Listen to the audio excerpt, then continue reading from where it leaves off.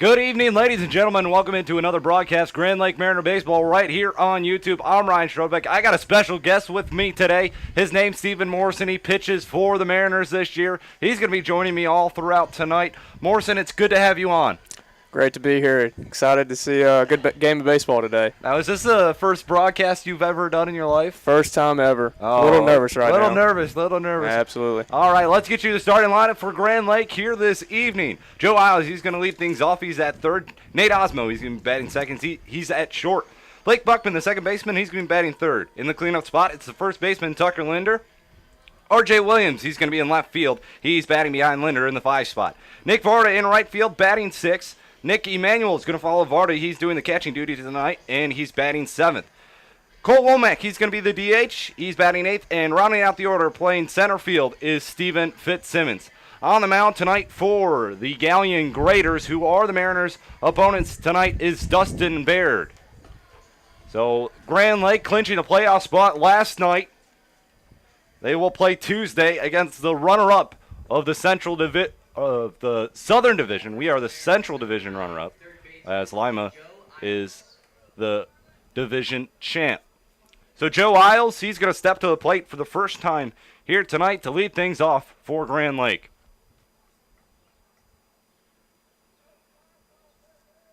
Joe Isles, he is one hit away from tying the Mariners' hits record on the year, so we're in milestone watch for a lot of records that could be broken by this Mariner team this year. Here's the first pitch. That one is outside, 1-0.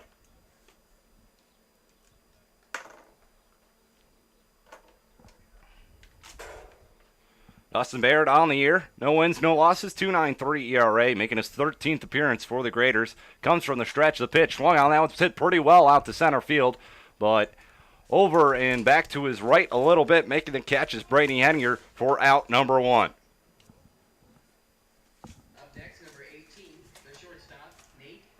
Nate Osmo now going to step to the plate, the shortstop for the Mariners. Seems like that's the first time that Joe's got it on the wall. Guy's been hot lately. He has been red hot. He's hit in about 7 straight. He's had multi-hit games, believe it or not. Here's the pitch. That one swung on. That's fouled down the third baseline. 0-1. Baird making his first start today. He has 1 save on the year, 15 1/3 innings pitched, 8 strikeouts, 5 walks, 12 hits allowed. This last outing came against Lima on July 23rd. He went 1 inning, gave up 1 hit, no runs. He faced 4 batters. The next pitch is in there for a strike. Osmo down on the hole, 0-2.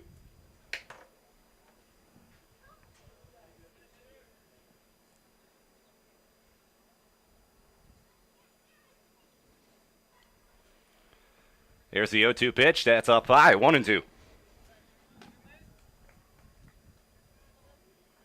And Osmo playing short tonight like he has done pretty much every game. He got a series of 2 games off to give his legs a little rest, but back in the starting lineup, and now the pitch down low, 2-2.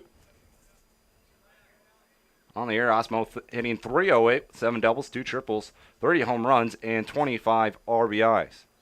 25 RBI, second best on the team. Here's the 2-2 pitch. That one's inside, full count. So from 0-2 to 3-2. Osmo putting together a good AB here in his first at-bat of the night.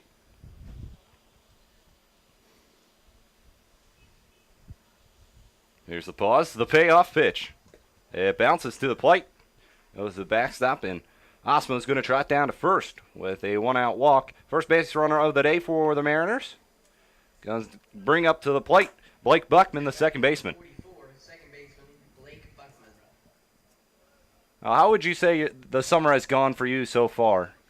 It's been all right. Struggling a little bit late in games, but trying to work on things. Fastball, curveball, and changeups. Been there.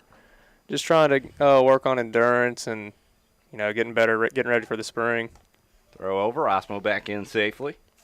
Yeah, the summer ball really the time to be able to work on your pitches, maybe get a new one. Have you thought about adding a new pitch to your repertoire, or you're just trying to hone every other one that you have? Trying to work on, all 3 that I have, but today we were messing around during throwing, and was working on a little cutter, so we'll see if that develops throughout the spring.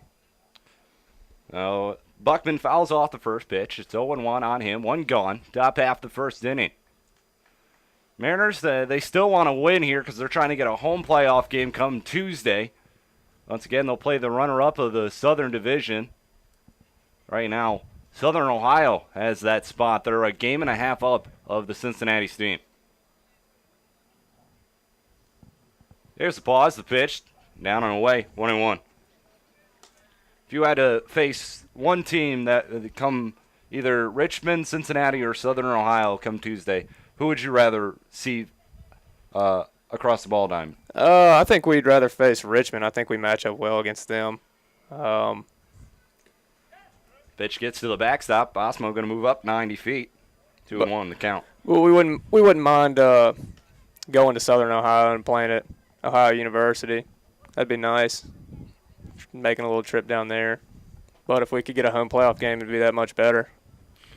Yeah, get last ups and maybe hopefully spoil some teams postseason. 2-1 count on Buckman. Runner on second. Runner in scoring position. Here's the pitch. That swung on and missed. 2-2. Really looking forward to seeing Buck during the season at ULM. He's going to be a big part of our team next year. He's going to play in the middle infield and probably hit top of the order. Yeah, there's 3 ULM guys, you, Buckman, and Derek Martin. You guys close friends down there before you came up, or as that pitch has popped up? Looks like it might be still in play. Coming in from third and making the catch is the third baseman, Zach Motice, for the second out of the inning. Now batting number 10, first baseman, Tucker Linder. So the cleanup hitter, Tucker Linder, comes to the plate. First baseman for the Mariners.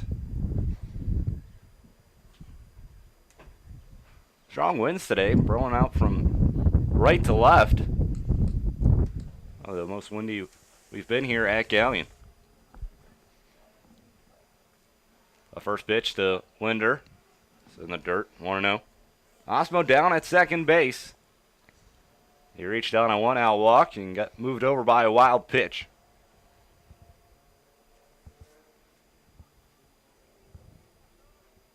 Tucker Linder looking to drive him in.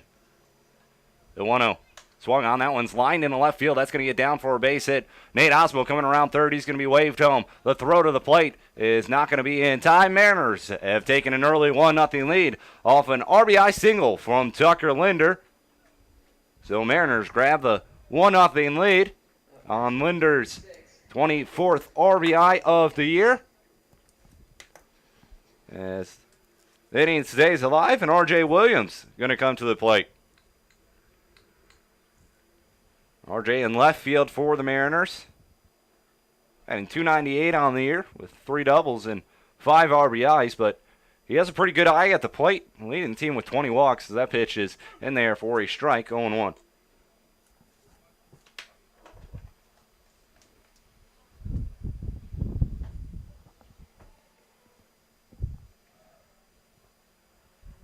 There it comes set.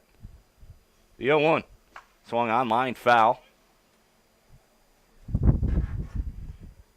RJ down the hole, 0-2.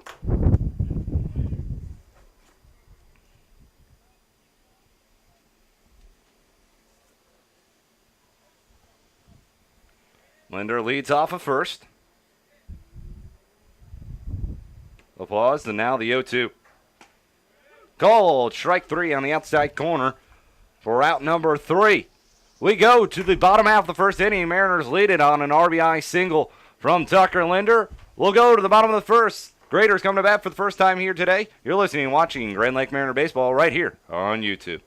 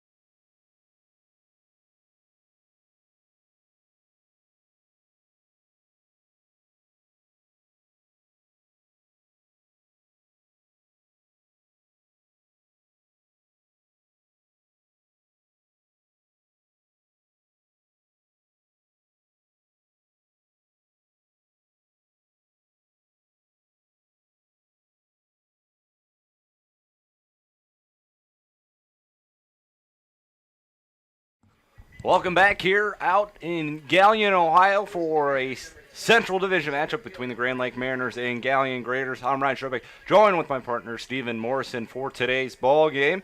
Mariners have a 1-0 lead, RBI single from Tucker Linder. Graders coming back for the first time here today. This is how their lineup's going to shake up. Brady Henninger, he's in center field, going to lead things off. Josh Kent in left field, he's batting second. At first base, batting third, Matthew Knoll. In right field, in the cleanup spot, Austin Hathaway. DH in tonight, batting fifth, Jared Spintana. He's going to be following him is Park Phillips. He's doing the catching duties. Jacob Hoover, he's going to be batting seventh, playing shortstop. Joe Crank at second, batting eighth, and rounding out the order at third base, Zach Motice. So it's a 1-1 count here on Brady Henninger to lead off the ball game. On the mound for the Mariners, Eric Mullet. As he winds, delivers the 1-1 pitch, and swinging and missing. As he's chasing one out of the zone, it's now 1-2 on Brady Henninger. Looking forward to see Mullet work today.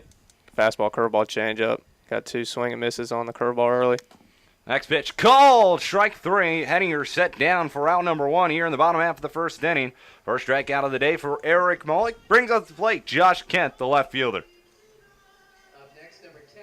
You think the hitter was looking Josh Kent. fastball and got something different right there, or? I don't know what he was thinking. After swinging and missing at those 2 curveballs early, I'm sure he was probably expecting a curveball again. Well, Wines delivers the pitch to Kent down low, 1-0. Galion with a record of 17-21. Mariners with a record of 22-16. Mariners clinching that playoff spot last night with the win over Galion. Here's the next pitch from Mullet. Over for a strike, 1-1. Kind of overcast here today. Sun behind some clouds. It's a good brisk 71 degrees outside. As that pitch swung on, that one's hit pretty well at the center field, but right at Stephen Fitzsimmons. As he comes in, makes a catch for out number 2. 2 up, 2 down here in the bottom half of the first. The first baseman, Matthew Knoll, comes to the plate. This weather probably better than what it is back home right now, and probably a lot cooler. Yeah, we looked at the weather before the game, and it's 99 degrees with a heat index of 108, and it is 71 degrees right now. So it's a little bit better here. Just a little bit. Here's the pitch. That one swung on and missed by Knoll. 0-1 the count. Curveball seems to be working for Mullet today, early.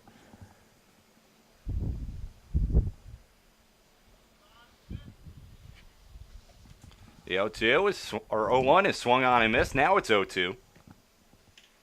So Mullet ahead 0-2 on Matthew Knoll. Looking to get it through this first inning. As he winds, delivers the next pitch. Checked his swing. Did not go around. See if they're going to peel down to first, but Rudy down there is going to say he did not go. 1-2. Fortunately, I do not have Rudy's last name. I only caught the first name of him, so we're just going to call him Rudy throughout the game. Here's the 1-2 pitch. That one bounces before the plate. 2-2. In the dugout, we just call the umpires Jerry. We just, if you don't know their name, just call them Jerry. So that's what we go with. The 2-2. Swung on. This one's grounded third. Isles up with it. Cross the diamond on to Linder for the third and final out. 1-2-3 go the Graders here in the bottom half of the first inning. Mariners on top 1-0. You're listening, watching Grand Lake Mariner Baseball right here on YouTube. Don't go anywhere.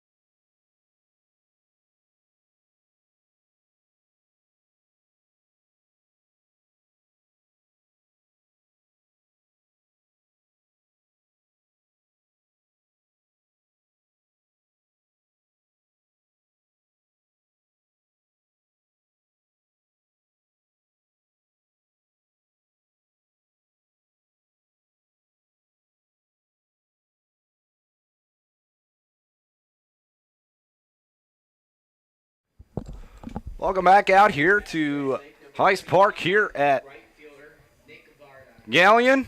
Mariners on top 1-0 over the Graders. It's going to be Varda, Emmanuel, and Womack here for the Mariners in the top half of the second inning.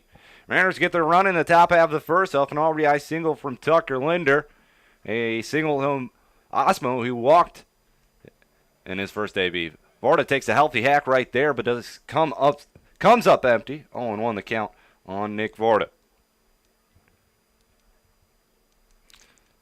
So now peering out from the clouds out in left field. If you watched any of the games before, you know that sun can be quite troublesome when it sets behind left field when it comes right into the direct eye of the camera.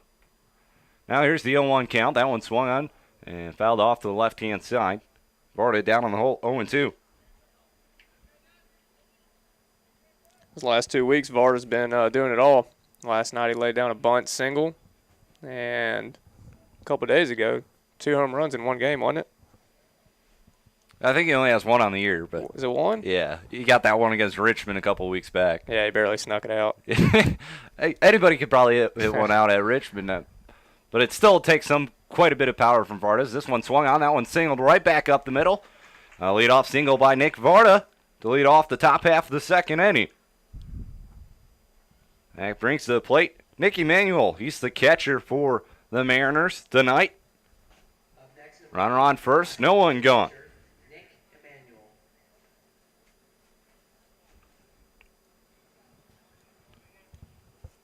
Neal has been quite a good addition for the squad, who is short on catchers. Early in the year, 2 of them went home due to injuries. We had Emmanuel grounds this one to second, a flip on to short for one, a throw on to first in time. It's a 4-6-3 double play, and just like that, the leadoff runner erased. But Emmanuel, he's been pretty good defensively and at the plate for the Mariners after Brian Chilton and Justin Mercer were both sent home early after getting hurt. $1 for the remaining of the half inning. And now Cole Womack comes to the plate, the designated hitter for the Mariners. 2 gone, top half of the second inning. There, the first pitch to Womack, swinging. That one's grounded down the third base side. O'Neill flips it to the third baseman. It's an 0-1 count on Cole Womack.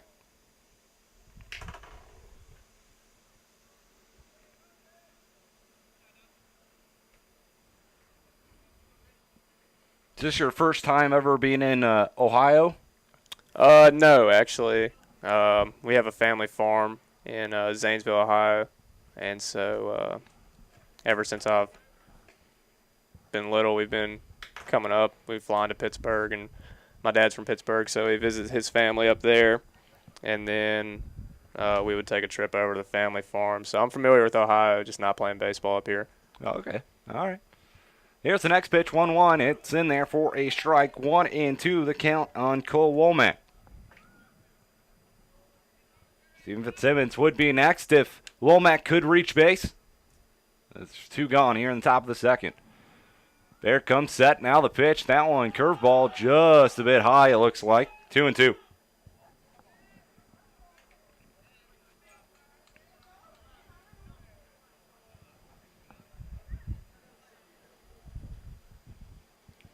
The 2-2 pitch. Swung on, grounded foul on third base line. Count remains 2-2.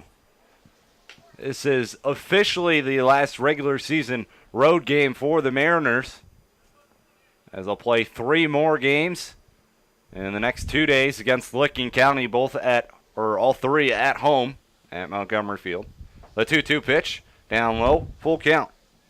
So if you have not caught a game yet at the ballpark, you still have 3 more chances. Tomorrow a doubleheader starting at 5:05. Both those games going to be 7 innings, and then the Sunday game, a little earlier start than usual at 4:05. Here's the next pitch to Womack inside. He walked him.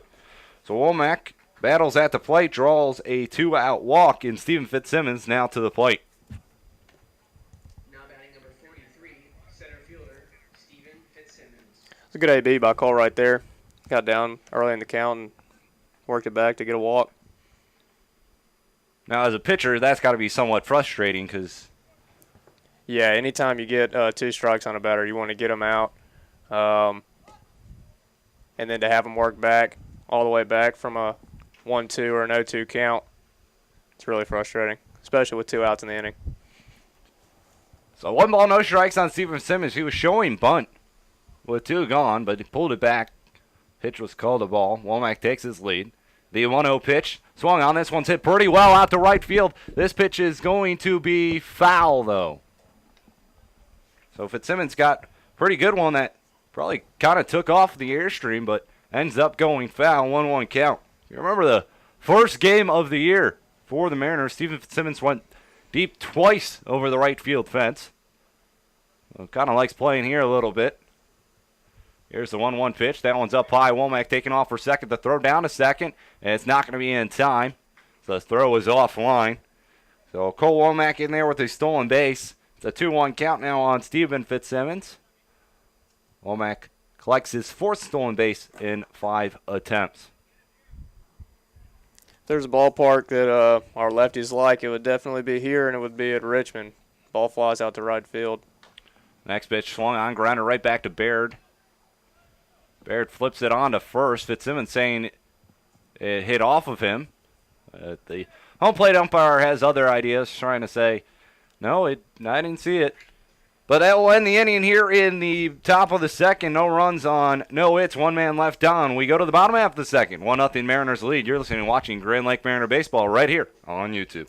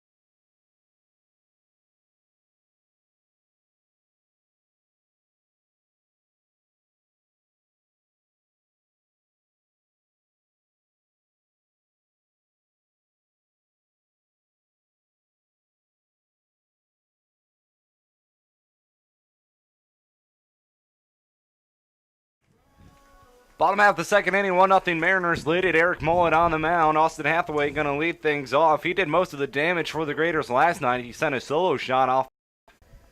There we go. Sorry about that. Got a little technical difficulties. Thing did not want to connect to my laptop, but we're back here. The first out of the inning was a strike 3 looking by Austin Hathaway, and now Mullet down on the count to Jarrett Svantana, the designated hitter. The next pitch is down low, 2-0. Mullet's working fastball heavy. Just got the last guy on a fastball outside. Got him looking. I guess he was sitting off speed. The 2-0 pitch. That one swung on. That one's lined in the left field. R.J. Williams coming on, making the catch.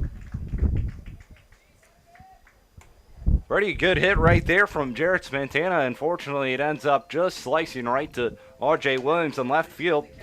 2 up, 2 down here in the bottom half of the second inning. Park Phillips now comes to the plate.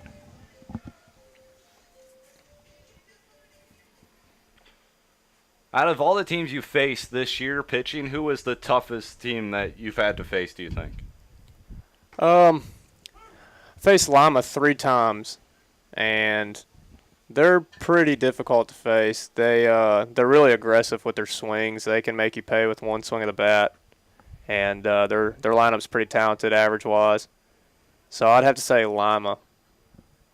All right.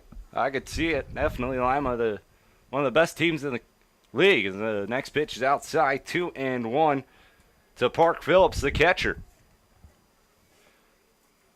So 2 balls, 1 strike. Mullet on the mound. I believe it's 2-1. The scoreboard showing 1-1. The next pitch in there for a strike. 2-2. Do you have 2-2 or am I just going crazy up here? I have 2-2 as well, but Okay. I guess the scoreboard missed a pitch early in the count. Here's a 2-2 outside, full count. We'll find out here if he throws a ball. If it's Now they got it. Now they got there it. it is. Fixed. Sleeping on the job up there probably. Ball at Wines delivers the payoff pitch. It bounces on the plate, so first base runner of the day for the Graders comes via a walk here in the bottom half of the second inning.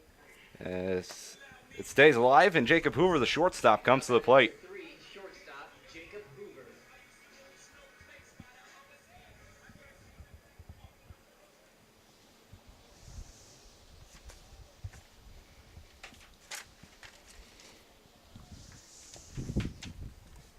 As Mullet's first pitch to Hoover is swung on and missed, 0-1.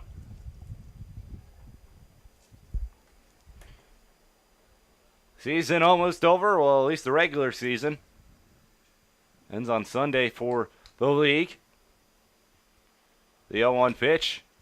And therefore a strike. Mullet ahead 0-2 on Jacob Hoover.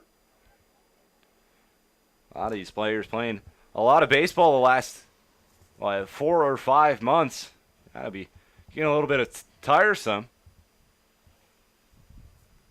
Mullet comes set, the 0-2 pitch. That one's swung on. That one's lined in right field. That's going to get down for a base hit.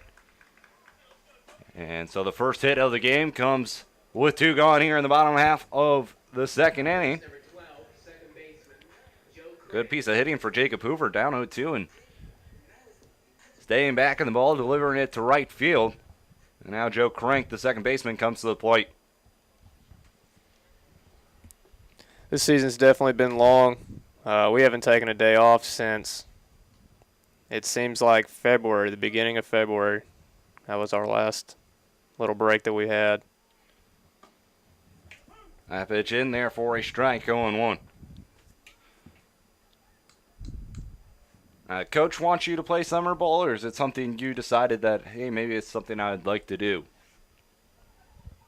Yeah, our coach, he told us in the beginning of the fall, probably around September, he said, we're going to send you and a couple guys to Ohio to play summer ball, and depending on innings pitched during the season. And so I didn't reach that limit. And so me, Derek, and Blake, we all came up and trying to just get better and get the innings pitched limit up, getting ready for next spring. Say 1-2 count. The pitch swung on. This one is lined in the left center field. That's going to get down for a base hit. Base runner around third as R.J. Williams slips in left field. Ball gets by him, and 2 runs are coming in to score. Well, an RBI double for Joe Crank. The Graders have taken a 2-1 advantage here in the bottom half of the second inning. Third baseman, Zach Motai.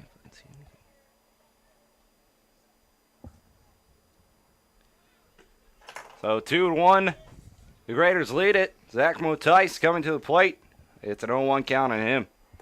So Graders putting a 2-out rally here together in the bottom half of the second inning. 3 straight base runners have reached. The next pitch is swung on and missed, making Motice look silly right there is Mullet, as he's now ahead in the count, 0-2 on Motice. That's where those 2-out walks are frustrating. Get a guy behind in the count. He works it back, gets the walk, and then that guy ends up scoring that inning. It's really frustrating for a pitcher. There's the 0-2 pitch. This one's swung on, and this one's punched in the left field. R.J. Williams coming on, and he makes the diving catch right there from R.J. Williams. Might have saved just another one right there. But Galion, they take the lead here in the bottom half of the second inning on a RBI double from Joe Crank. We go to the top half of the third, 2-1. Graders lead it. We'll be right back. You're listening and watching Grand Lake Mariner Baseball right here on YouTube.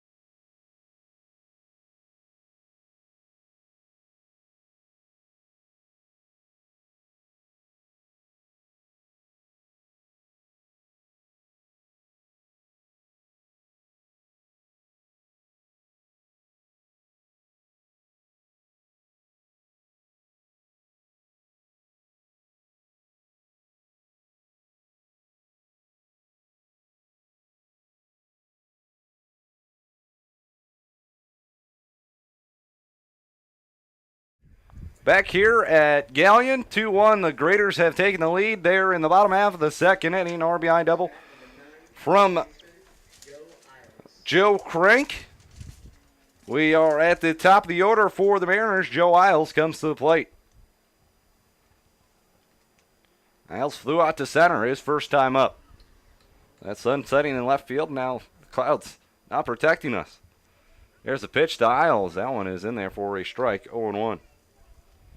So Mariners, they're on the cusp of about 6 team records here this season. About 5 of them are actually ones you want to be a part of. That one swung. That one's hit pretty well out to, or not pretty well, but hit out to left field as Hoover goes back and makes the catch on the run. One gone. The 6 records on the line here this season, and most hits in a season by a single player is Joe Isles, just one away from tying, 2 away from breaking it. Team batting average, 286. Mariners about 283 this year. Most runs, 229 in the year. Mariners kind of close there. They're around the 200 mark, I believe. And most home runs as a team as Osmo flies this one to the right center field. Coming in, making the catch is the right fielder, Austin Hathaway. And just like that, there's 2 quickly gone here in the top half of the third inning.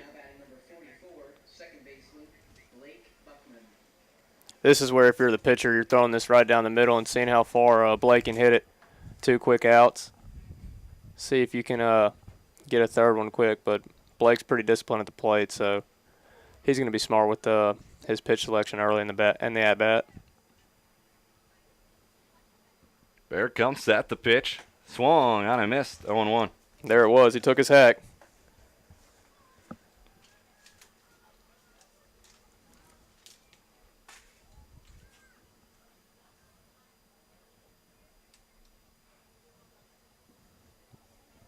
Baird working from the left-hand side of the rubber. He comes set. 2 gone here, top of the third. The 0-1 pitch. Fouled back. And Buckman down the hole, 0-2.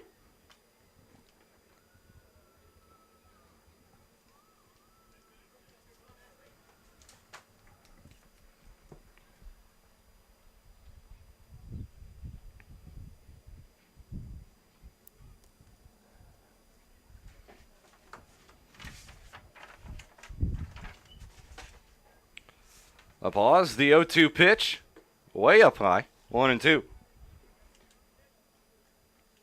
Usually you want to waste one or try to throw one close to the zone, maybe out of the zone, 0-2. That one was nowhere near the zone.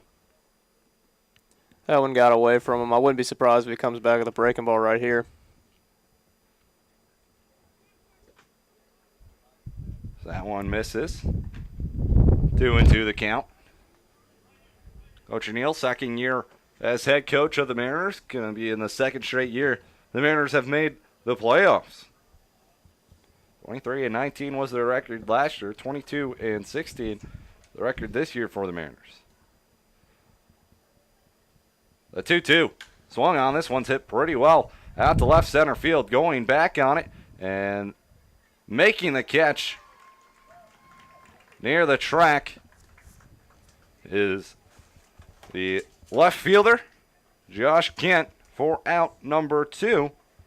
1-2-3 are the Mariners here in the top half of the third inning. We go to the bottom third. Galion leads it 2-1. You're listening and watching Grand Lake Mariner Baseball right here.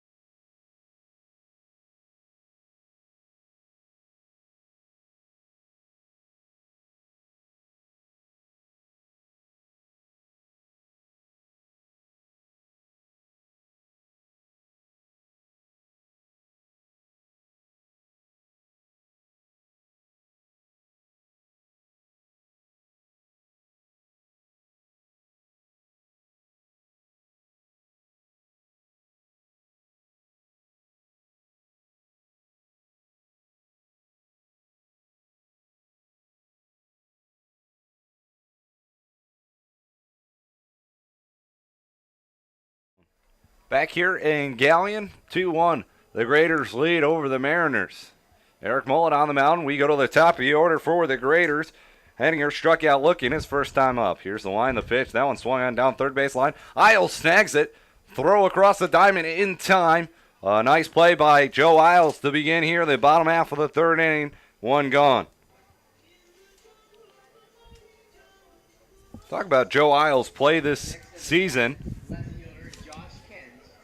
He's been one of the leaders for the Mariners.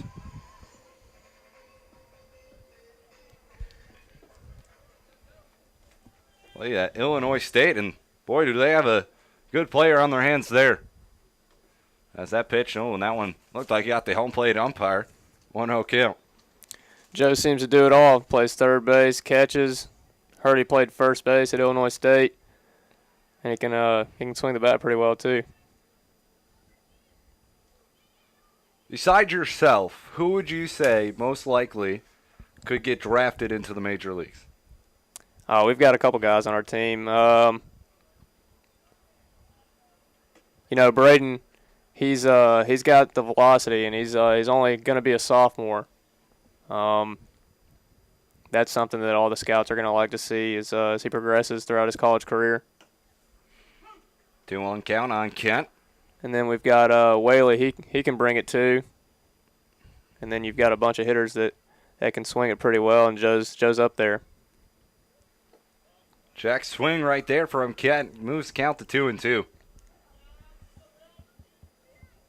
So 2 balls, 2 strikes, 1 gone. Bottom half of the third inning. Raiders on top, 2-1.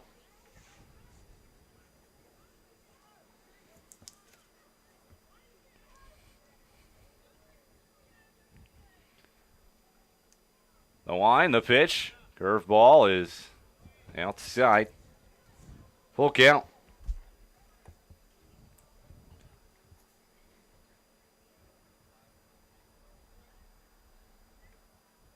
The payoff pitch in there for strike 3.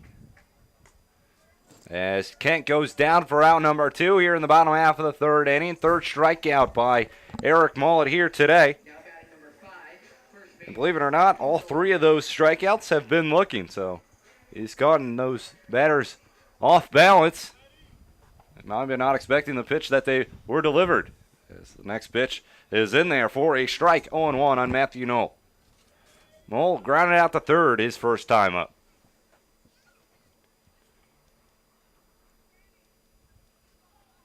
The 0-1 pitch, whiffed it, 0-2.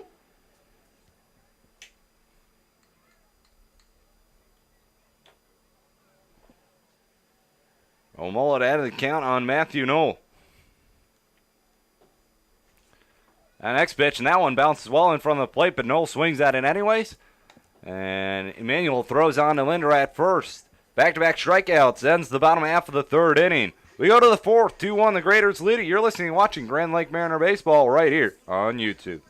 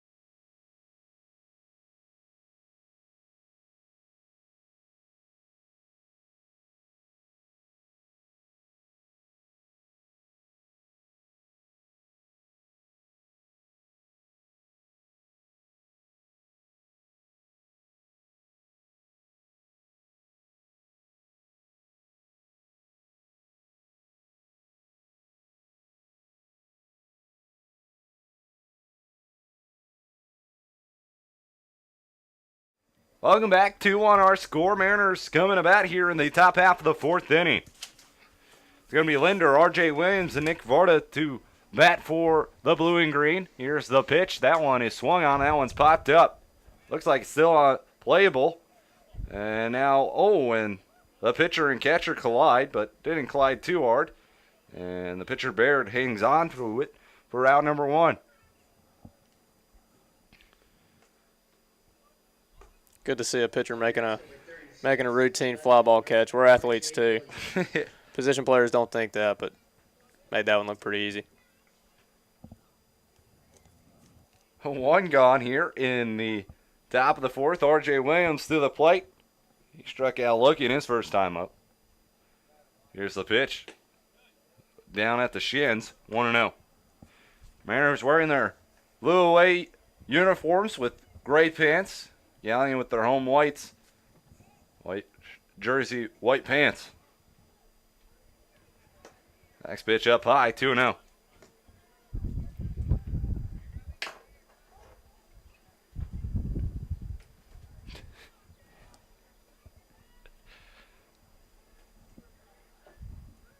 Baird comes at the 2-0 pitch. Downstairs, 3-0. So R.J. Williams, as always, being very patient at the plate. So ahead in the count, 3-0. With Nick Varda on deck. Let's see if RJ has the green light right here. 3-0 pitch. Up high, he walked him. Team leading 21st walk issued to R.J. Williams. He heads down to first. Nick Varda comes to the plate. He singled his first time up. With R.J. Williams, if you walk him, he's got pretty good wheels, so he's got to be a threat to steal a base as well. So if you have good on-base percentage and can steal some bases, you're going to be pretty valuable to a baseball team. R.J. with 8 steals on the year compared to just 3 caught stealing. Here's the pitch. In there to Varda. 0-1 the count. It's frustrating walking a guy that has some speed because now you have to worry about the guy at first base and you have to worry about the hitter. So you have a bunch of things going through your head, and makes it a little bit more difficult to throw the pitch where you want to. A pitch or throw over. Williams back in there safely. Varda came into the year or this game batting .286 with 4 doubles, a home run, and 10 RBIs. In right field for the Mariners. The 0-1 pitch swung on, popped up, foul territory, left-hand side, out of play. 0-2 the count on Varda. That Rife, he's been down for a little bit with a leg injury. So I don't know what game it was he left, but he left one of the games. They put Eslich out there, or they put Williams in there, and then they put Eslich in left field. So just running thin at position players for the Mariners. Jeff Timko is done for the season. He hurt his arm. So this time is called by Varda at the plate. We already lost Benninger as well with a back issue. So that wear and tear is really catching up to the Mariners right now.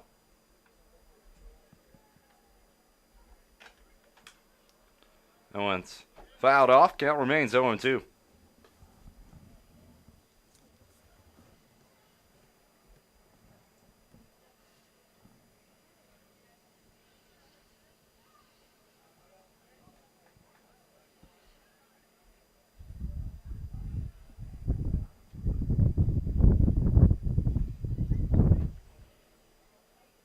The 0-2 pitch swung on and missed. Varda gone for out number 1. Nick Emanuel comes to the plate. He grounded into a 4-6-3 double play. His first time up. Runner on first, 1 gone or 2 gone now. Excuse me. Sorry, Linder popped out the pitcher earlier than me. Forgot about that one. So Nick Emanuel, 2 gone. The batter.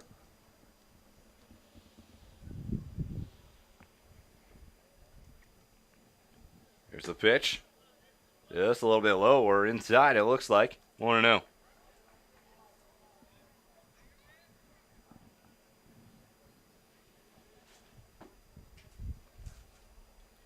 Williams takes his lead off first throw over. Back in safely.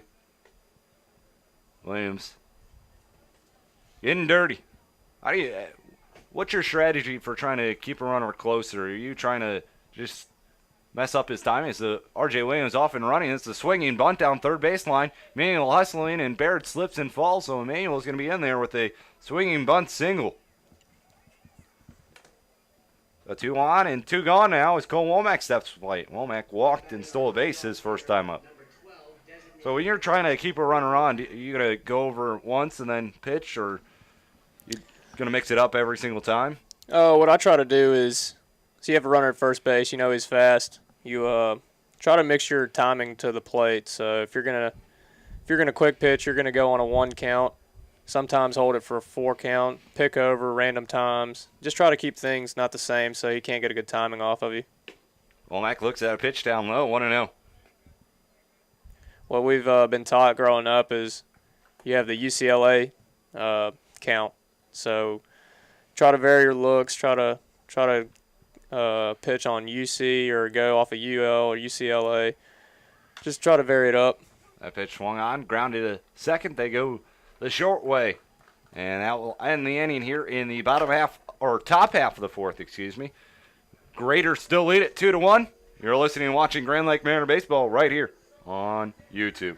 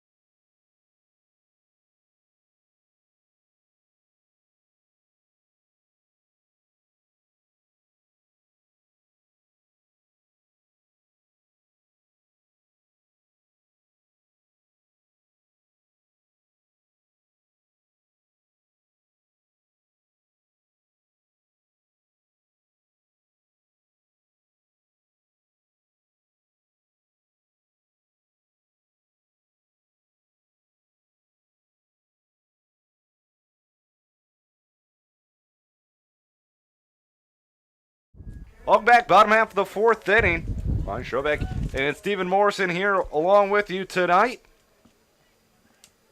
As Mullet on the mound, he lines, delivers the pitch. And just spit outside, 1-0. Austin Hathaway, Jarrett Smintana, and Park Phillips coming to the plate for the Graders here this inning. Hathaway struck out looking back in the second. That pitch down low, 2-0.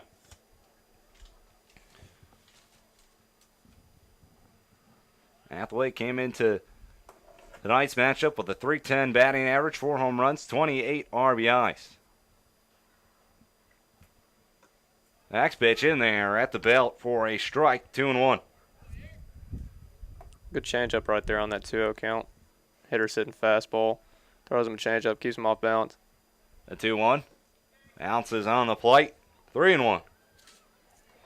Well, he's been working ahead pretty much a lot of these batters, but falling behind Austin Hathaway here. About 50 pitches on the night. And Hathaway draws a leadoff walk here in the inning. I heard a stat the other day that about close to 80% of leadoff walks come around to score. So let's hope we can buck that trend right here as Jarrett Smintana comes to the plate, flew out to left field in his first at-bat. Every pitcher knows about that stat, leadoff walk. All you need to do is just get a ground ball right here, get a little double play. This count goes to 1-0 on Jarrett Smintana.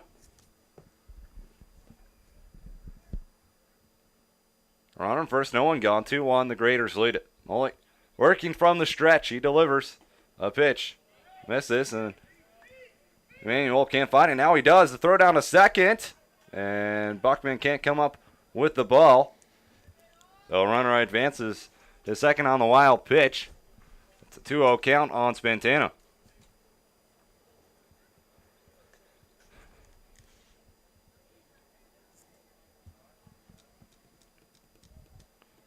Flag's really moving out there in left center from right to left.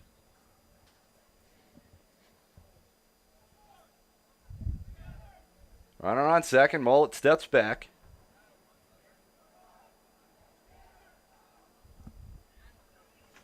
Galion's looking like they're running thin in their clubhouse as well.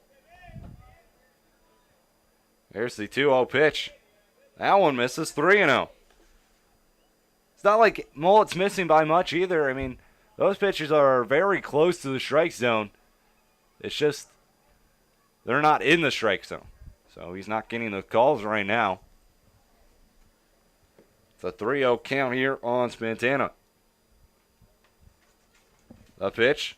That one swung on. 3-0 swinging is Spantana. He fouls it backwards. 3-1. Walk wouldn't be the worst thing in the world for Mullet. Then you'll have a force at third, second, and first. You can turn a double play, but down and count 3-1. The designated hitter. Time is called. This will be a good time for a change-up here. Fastball count. Trying to put a ball in play. A little weaker on ball wouldn't be bad off a change-up. A pitch. Swung on and missed, and it looked like a change-up right there, as you were saying. 3-2. Now it's a good opportunity for you go fastball inside, or you could go breaking ball. You have an open base, so you don't want to miss your spot right here. A 3-2. Swung on and miss. Strikeout number 5 for Eric Mullet. One gone here in the bottom half of the fourth inning. Mark Phillips going to come to the plate. He walked his first time up. Runner on second, one gone.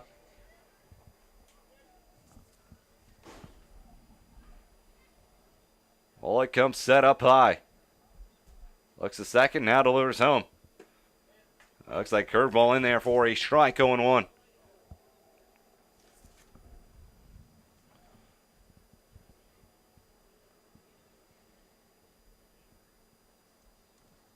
Yeah, one swung on, grounded to Isles at third. He backhands it, throw on to first, and it goes off the glove of Linder.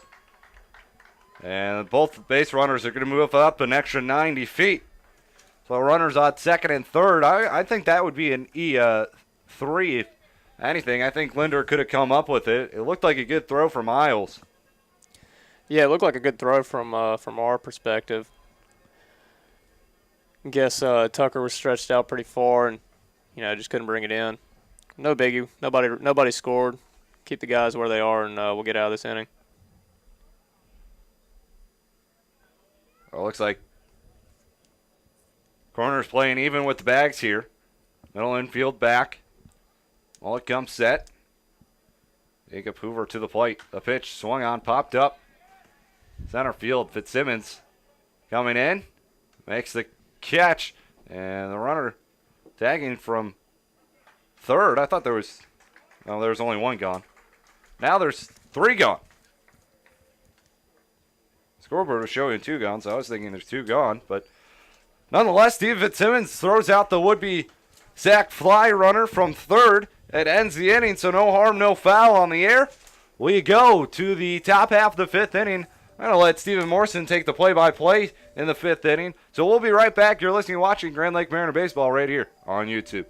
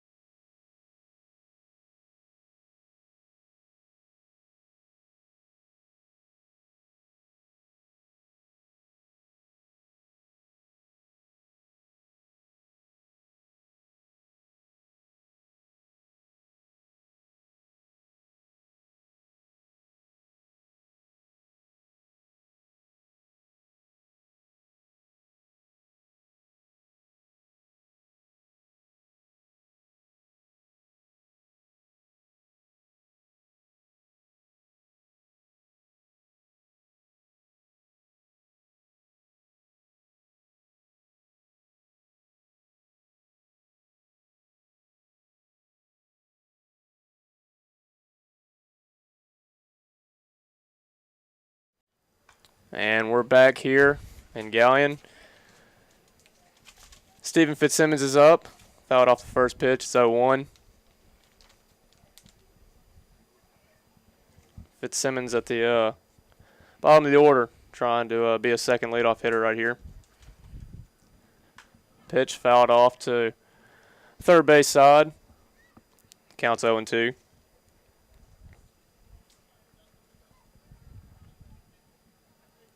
Baird's been working pretty effectively for Galion. Here's a pitch, 0-2. Fastball flared off to the left field line. It's not going to be caught.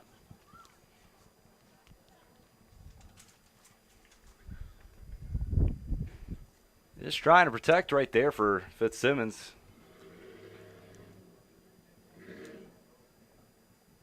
Fitzsimmons is batting .238 on the year. Looking to heat up before the playoffs start.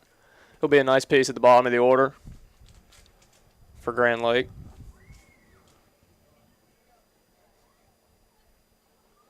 Pitch. Line drive to left field. And it's caught by Kent. A nice running grab right there from Kent. Those plays are tougher than they look. They're playing in the field, trying to catch the ball on the run. I think that one just got caught up in the wind and stayed up there long enough. Not a bad third baseman, Joe Isles. He's hitting .386 on the year, like we were talking about. One of the best hitters on our team. Swung on and missed for the first pitch. Nice play by Joe last inning.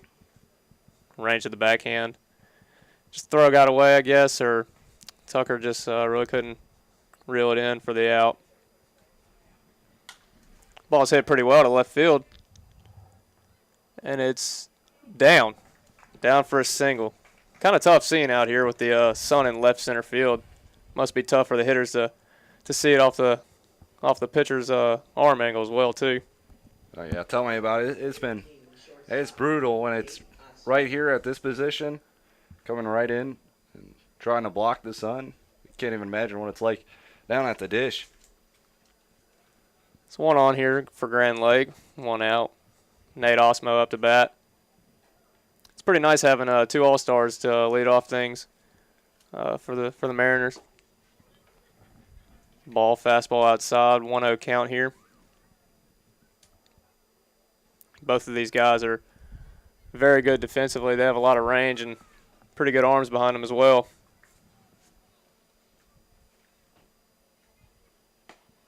Fastball up for 2-0 count. Wouldn't be surprised here if Steele signs on and Joe tries to take a bag. He's a pretty good runner.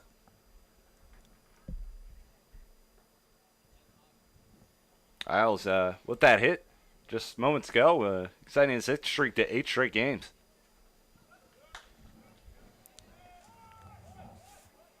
That ball was caught in right field, tagging, and he's back to the bag.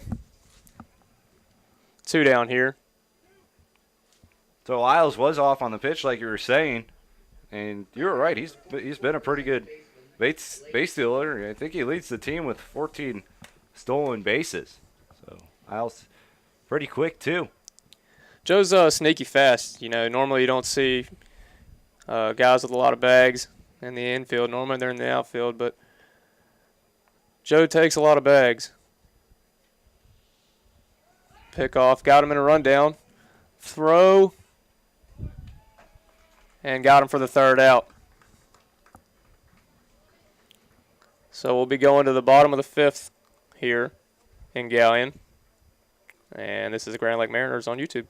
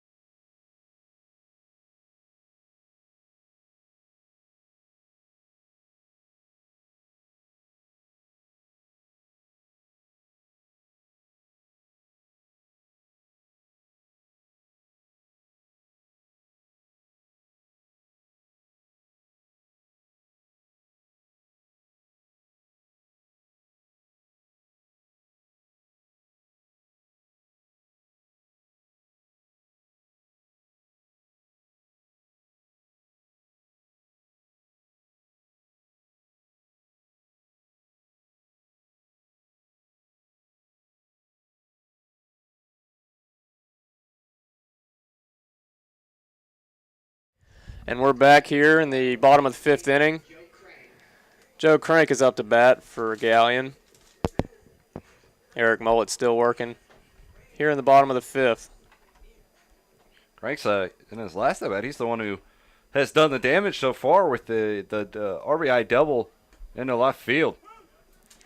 First pitch taken for a strike by Crank. Mullet's been getting ahead early and often here today. Breaking ball in the dirt. 1-1 count. Mullet's about at the 60 pitch limit for the day. Breaking ball, did he swing?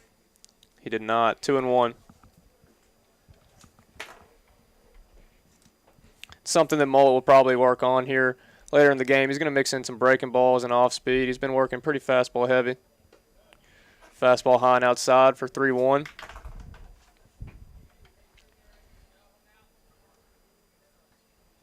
It's a good time for a changeup right here. Good count to do it. And the pitch.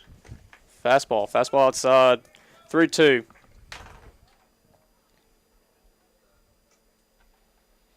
Have to be aware of the lefty up and the short porch and right. Probably going to work away here. Yeah, just 300 to right field. I mean, you got to hit a little farther than 300 because that fence is about 2 times as high as the other fence, but still short. Breaking ball in the dirt, ball 4. So leadoff walk for Mullet. Now batting number 8, third baseman, Zach Motice.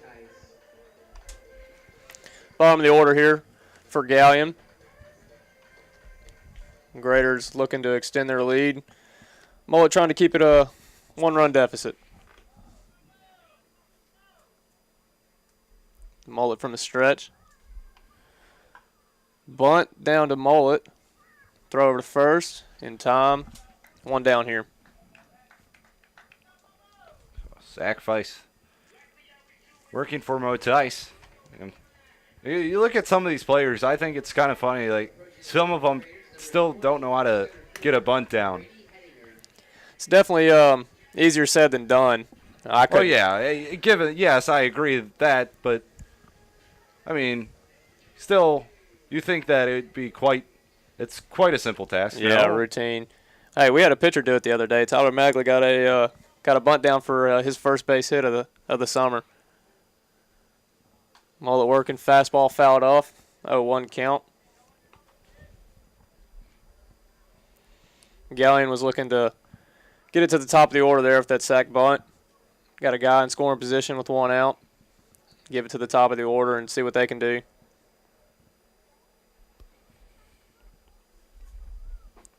Oh, 1 count here. Mullet, changeup, swinging, strike 2. It's 0-2. Mullet looking to force some soft contact here, or even punch him out.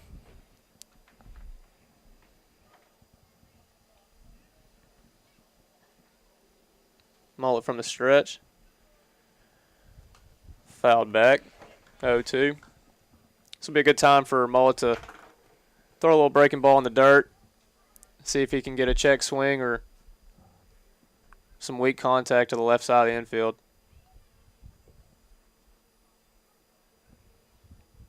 Looks like that one might have glanced off Emmanuel's fingertip, maybe. I don't know. Is he trying to fix something, or is it? Sunglasses. That must be what it is. Yeah, okay. You have to wear the sunglasses here at this ballpark. Oh, yeah. Trying to hide behind this barrier right here in the middle of this press box and trying to keep the sun out of my eyes. If I do that, I can't see the rest of the field. Yeah, it's tough. I have my hat on, and I can barely see anything out of this window. Here's the 0-2 pitch by Mullet. Change up away. Got by Emmanuel. The runner's going to get to third base. So that's a 1-2 count. This is where we need a punch out right here.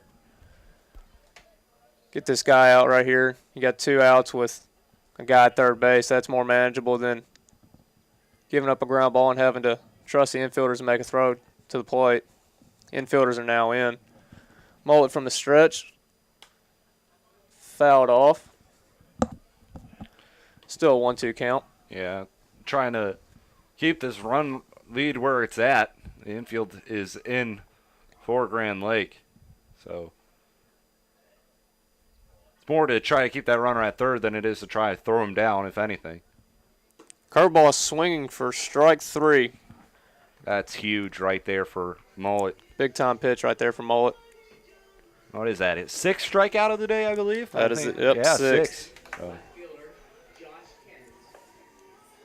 he had 16 coming into today, so he'll move that up to 22 now.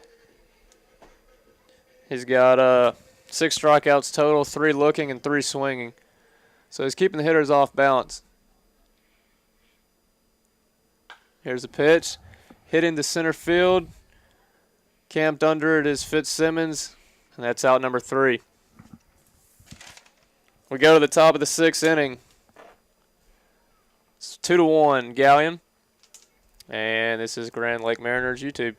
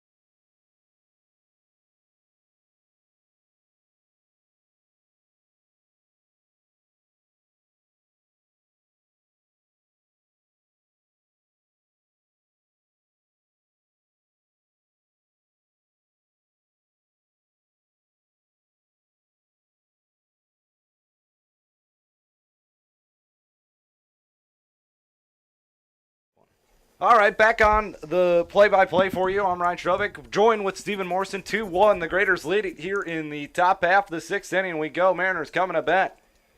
They played it 1 in the top half of the 1st inning, but have not scored any since. Graders got theirs in the bottom half of the 2nd.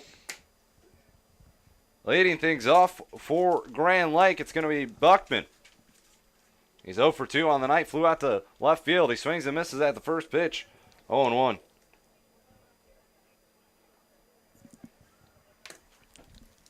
So it's an 0-1 count on Stephen Morrison. Or no, Stephen Morrison's up here calling the game. He wishes he was at the bat, don't you? We can talk about that later. Okay. It's an 0-1 count on Buckman. It's going to be Buckman, Linder, R.J. Williams here at the plate. And the top half of the 6th inning, that pitch inside, 1-1. When was the last time you officially got an at-bat in a baseball game? The last time I officially got an at-bat was last summer. I was pitching, and we ran out of players. And so I had to face a lefty throwing, I don't know, probably 82, 83, not that hard. I actually got a base hit off of him. Buckman, hard chopper to third. Up with it, Motice. The throw on to first. It's offline as Noel tries to tag Linder on his way, or tag Buckman on his way down, but can't. Buckman in there. Going to rule that an E5 because it took Noel off the bag. So a runner on first now with no one gone. Tucker Linder to the plate. Linder RBI single back in the first. He's 1 for 2 on the day. Popped out to the pitcher his last time up. So Buckman at first. No one gone here in the top half of the 6th inning. Barrett still in the mound. He delivers that pitch. Chopped to third, but it's a foul ball. Just beyond the left side of that third base bag. It's an 0-1 count on Linder. I'll give you some updated scores from around the GLSCL. A game that's probably of matter or importance to us right now. The Hamilton Joes defeating the Copperheads 2-0 in the top half of the 5th inning. A reminder, I think the magic number for the Richmond Jazz is 1 right now as that pitch is down low. And Buckman got in the middle, and he's going to be chased back to first base as that was a good job right there from the catcher to throw ahead of the runner. I don't know what game it was the other day. they had someone in the rundown, and they decided to throw it back to second base instead of to third base ahead of the base runner. It's easier to throw it to third if there's a guy at second base. Shorter throw. So throw over, Buckman back in safely. And I played baseball, and I was always taught, I had never played catcher, but I always taught to run the base runner back and then throw ahead of him.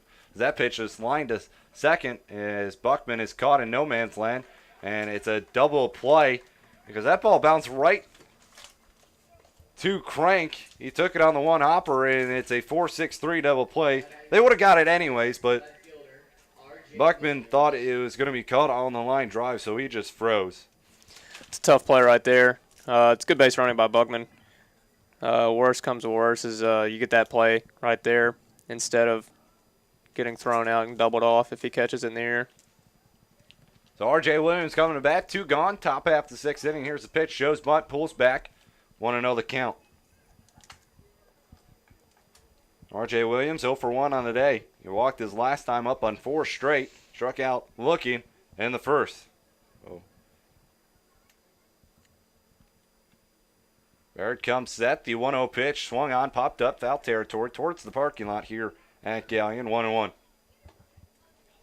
On R.J. Williams, 2 at-bats. He saw nothing but strikes in his first one, nothing but balls in his second one, and here in his third at-bat, it's a 1-1 count. The 1-1 pitch, bunts it down the third baseline. As Motice comes up with it, throws on the run. Is it in time? Yes, it is. He beats R.J. Williams by a step or two, and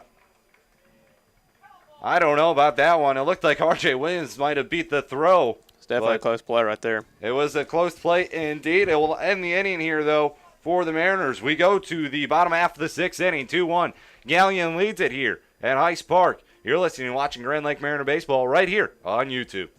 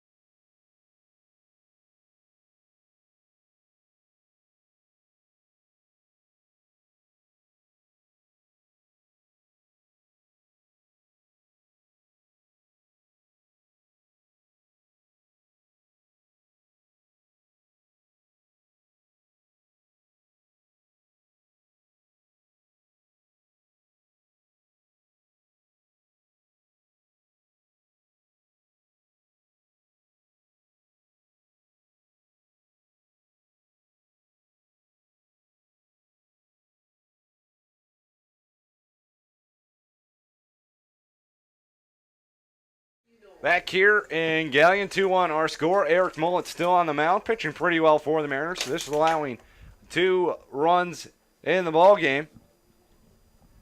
As he winds delivers the first pitch in there on the outside part of the plate for a strike, 0-1. Josh Kent, Matthew Knoll, Austin Hathaway, the batters for the Graders here in the home half of the 6th inning. Kent 0 for 2 on the night, struck out looking in his last at bat.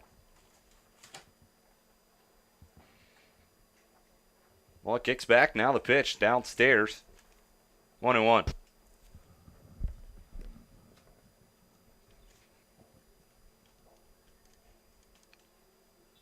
The 1-1 pitch swung on. This one's line foul, the right-hand side. Moves the count to 1-2 on Josh Kent.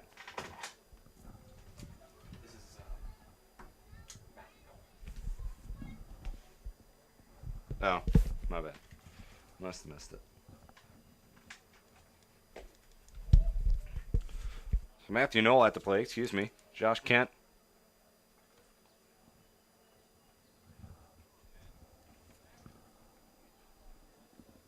Must have missed a bat or something.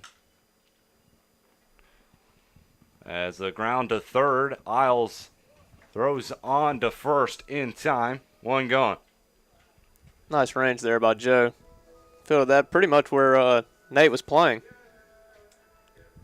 Okay, so Austin Hathaway is going to be the next batter. It's going to be Austin Hathaway and Jarrett Spantana to the plate. I missed the third out of the inning last inning was Kent. So Austin Hathaway to the plate. And he takes strike one, 0-1. Hathaway, 0 for 1 on the day. He walked in his last at-bat. As that pitch swung on, that one's grounded to Buckman. Loses it for a second, but gathers himself for the second out in the inning. Two gone here in the bottom half of the sixth inning. Jarrett Spantana comes to the plate. He's 0 for 2. Struck out Swain in his last at-bat. So the magic number for the Richmond Jazz is 1 in the Southern Division. So if they win or Southern Ohio loses, they'll clinch that Southern Division, and then the second place is just going to be between the Copperheads and the Cincinnati Steam. Here's the line, the pitch. That one swung on and missed. That's an 0-1 count on Spantana. So Mariners looking like they'll be facing either Southern Ohio or Cincinnati come Tuesday night as Mullet Wines delivers the pitch inside.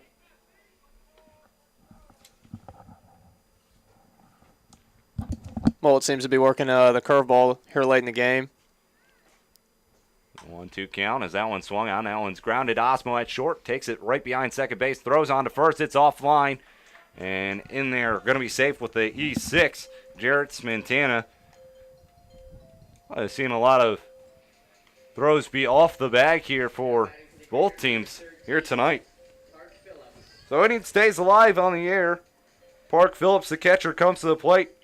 He's 0 for 1 on the day. Reached on an error his last time up. Walked back in the second inning. It's a good job right there by Mullet getting a weak ground ball up the middle. Couldn't make the play. Just need to keep doing that for the rest of the game and try to last a couple more innings.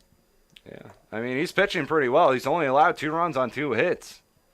It's just they strung together that bottom half of the second inning, 3 straight base runners to get those 2 runs. His first pitch in there to Phillips is a strike, 0-1. Mullet comes set, no, quick throw over. And back in standing up safely is Spantana.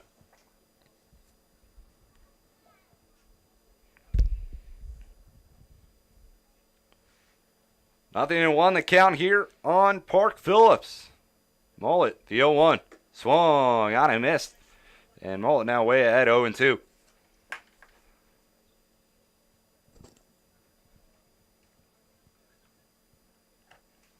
So 0-2 the count here on Park Phillips. Runner on first.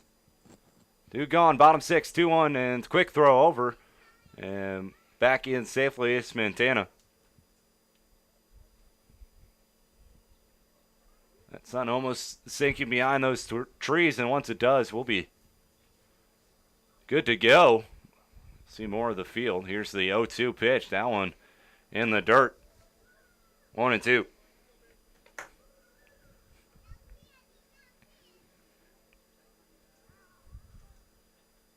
Beautiful night for some baseball. Cool, and wind really isn't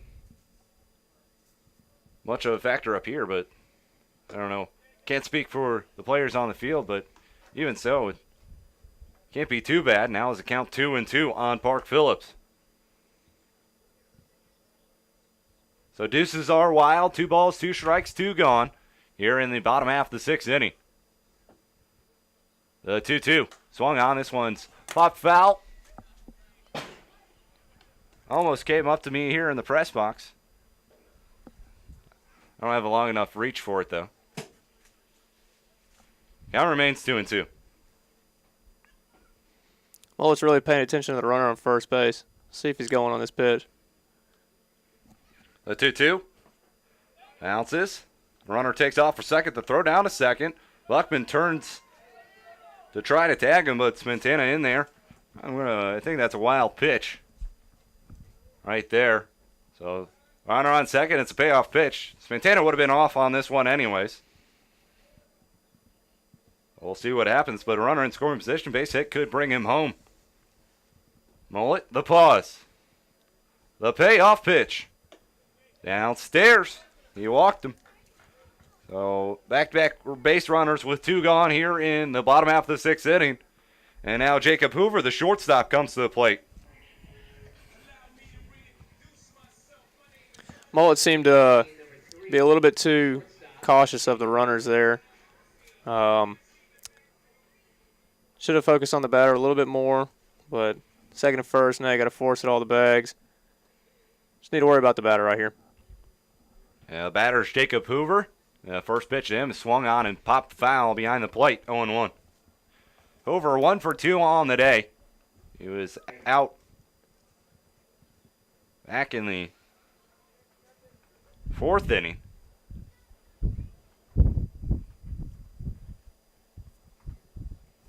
It's an 0-1 count. Well, it looks at the base runner Davidson off second. This one's popped up. This one's coming towards us, but goes off to the left-hand side. Count now goes to 0-2.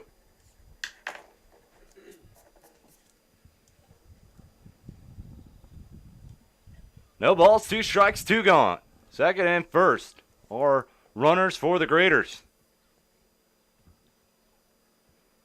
Mullet steps back, now steps back on the rubber.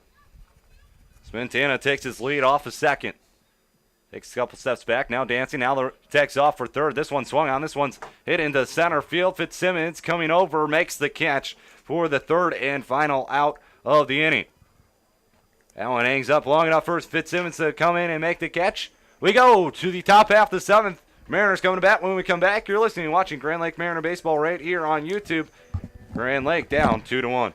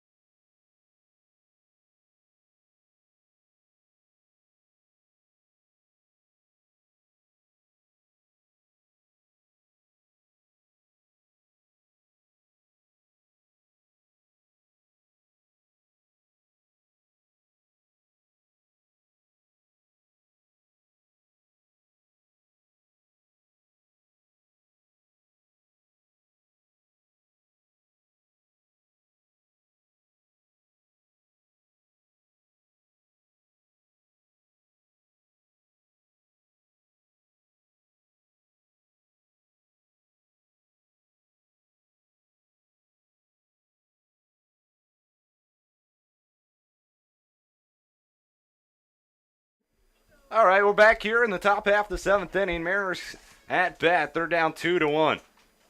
Barrett's still on the mound. The first pitch to Varda. Slow tapper to short. Up with it, Hoover. He throws on the run. It's offline, but coming down and tagging Varda for the out. And there's one gone.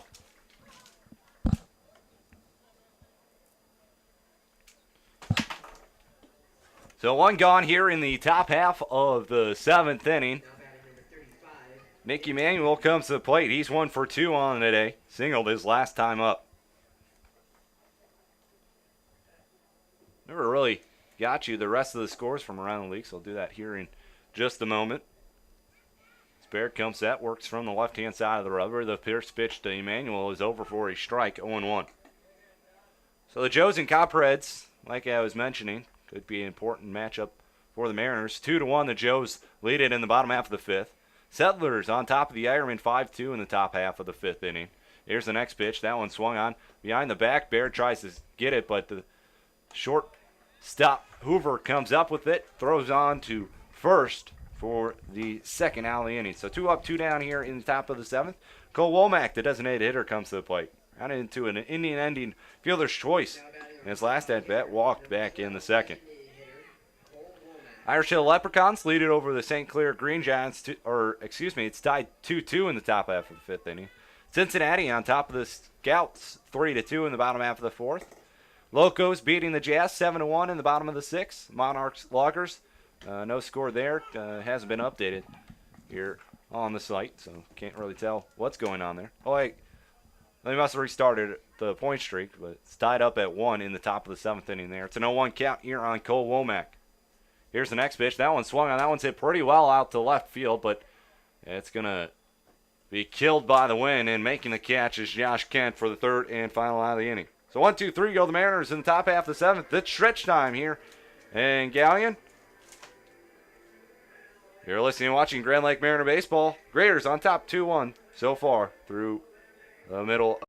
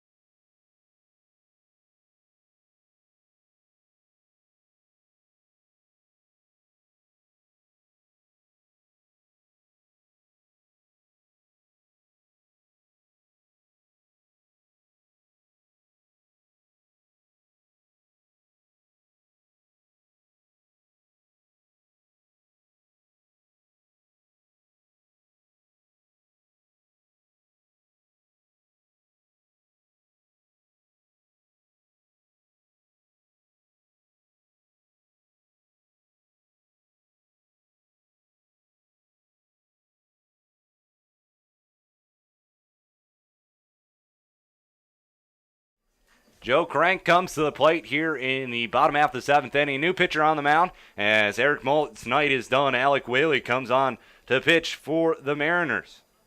A final stat line from Eric Mullet looks like this. 6 innings, 2 hits, 2 runs allowed. Both those earned, 4 walks, and 6 strikeouts. Whaley's first pitch and misses for ball 1, 1-0.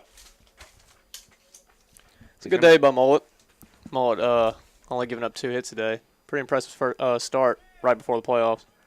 Pitch up high, 2-0. Yeah, I mean, that's what you want out of your starting pitcher, just allowing 2 runs, but unfortunately, Mariners' offense not coming to life tonight. Cranks this one to center field, and Fitzsimmons comes up with the catch, though. 1 gone. With Whaley, you'll see a 2-pitch guy.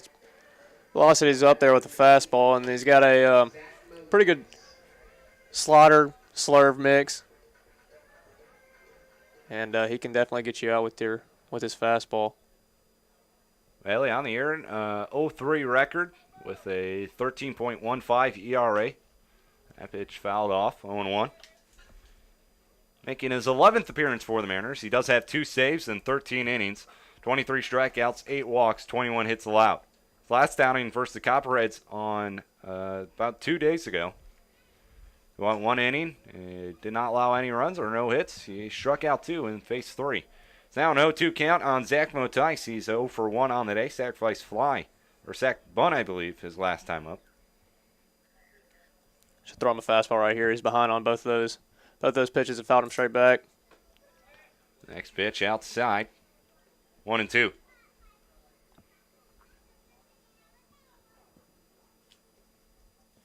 One ball, 2 strikes, 1 gone. Bottom half of the 7th inning. 2-1. Galion leads it. Haley comes set. The pitch. That one's popped up. It looks like it's going foul territory. R.J. Williams coming over. Makes the catch sliding in foul territory. A little awkward play right there from R.J. Williams. As he throws it in. It looked like he was trying to jog off for the 3rd out. Unfortunately, that's only 2, R.J. So 2 gone here in the bottom of the 7th. Brady Henninger, the top of the order, coming to bat 0 for 3 with a pair of strikeouts on the day.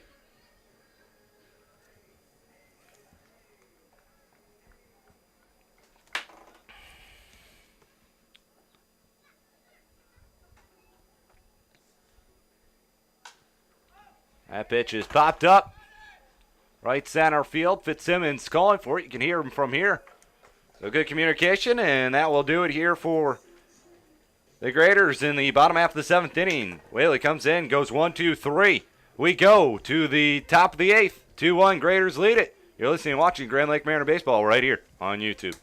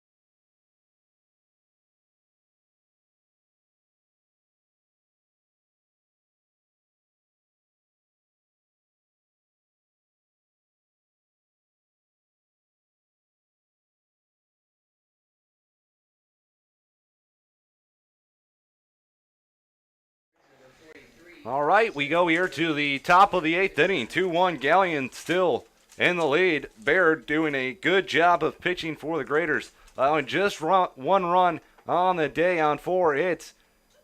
As Fitzsimmons comes to the plate as the pitch is down and away. 1-0.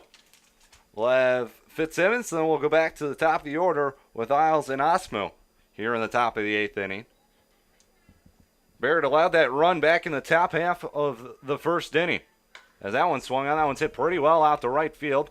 Going over near the line and making the catch is Austin Hathaway for out number 1. So 1 gone here in the top half of the 8th inning. Joe Isles comes to the plate. 1 for 3 on the day. He kept his hit streak going at 8 games now. It could be longer, but we got rained out against Galion back in the 5th inning about a week or 2 ago, and that's what ended his hit streak then. He went 0 for 2, so unfortunate that rain has slowed Isles' hit streak. And that base hit ties him with the record for most hits in a season by the Mariners now. As ball outside, 1-0. Mullet started that game against Galion where it got rained out, and he only gave up 1 hit there, so it looks like he's been pretty effective against these guys. That pitch popped up, foul territory, and Isles almost runs into it. It's a fair ball. Isles, they're going to end up at first. I don't know, that was a kind of an awkward play. We'll see what they rule that here on the point streak. That's what's officially going to be the pitch. I think that might be a base hit for Isles. Okay, what would you rule that if you were scoring this well, if baseball? I was scoring it, I'd probably rule it a base hit. But if I'm pitching, play's got to be made. But that's an awkward play. But when they're falling down for Joe, they keep falling because he gets on base yet again. So Isles down at first, pitch to Osmo down low, 1-0.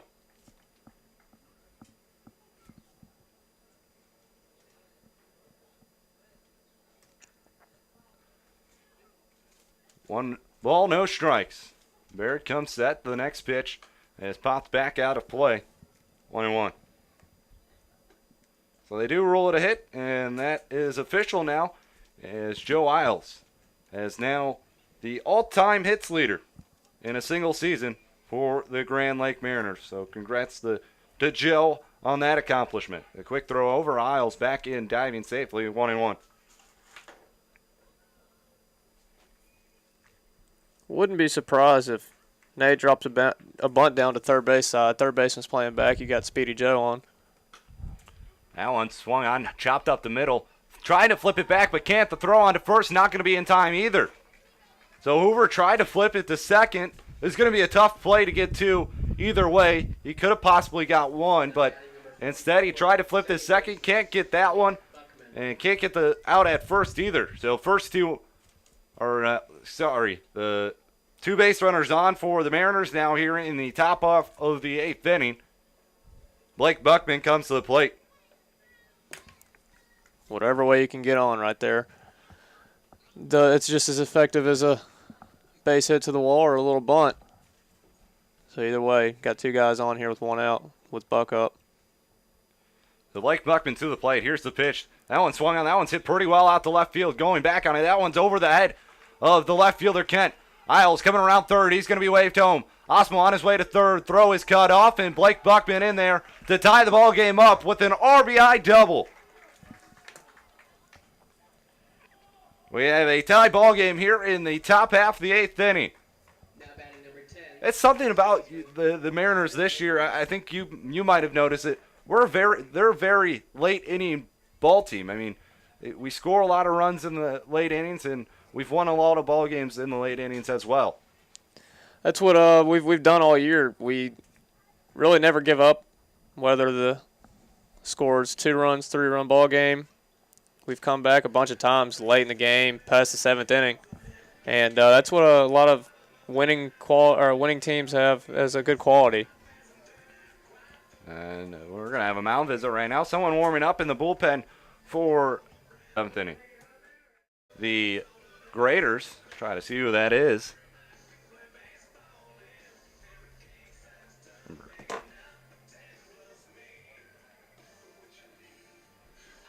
As now there's runners on second and third with one gone.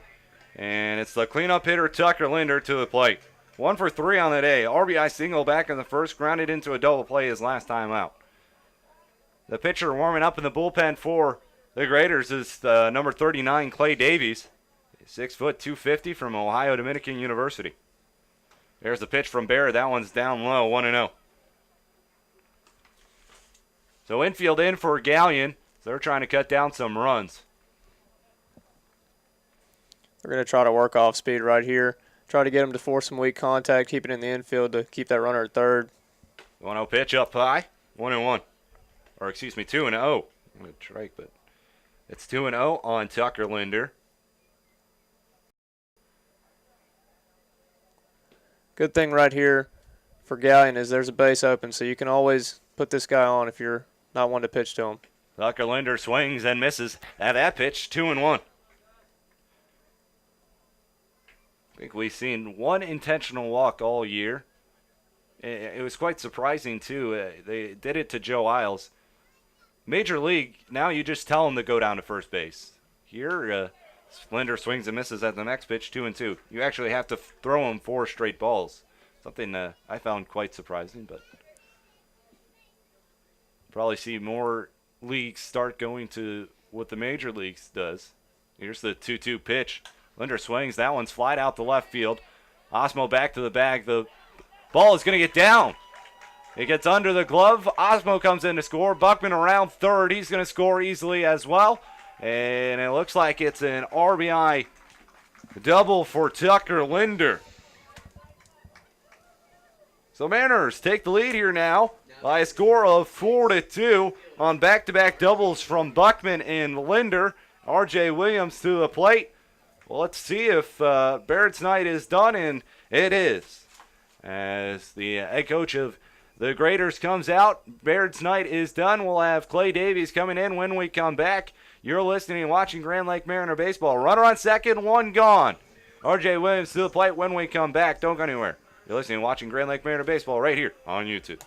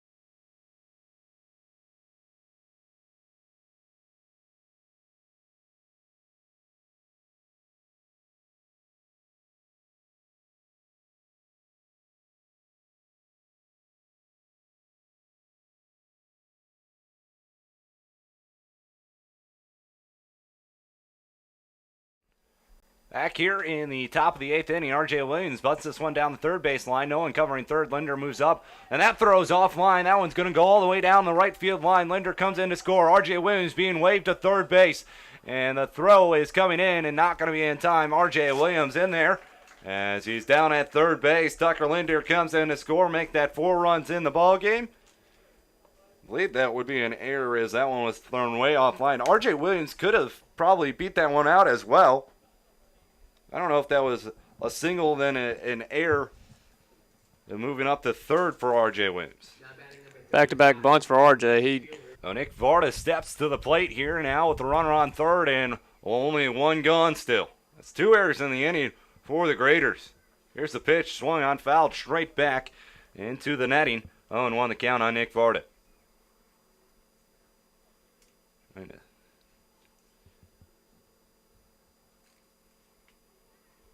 They do rule an error for R.J. Williams.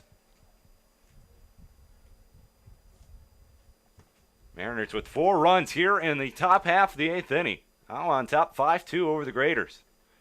Here's the pitch. Swung on, popped out of play to left-hand side.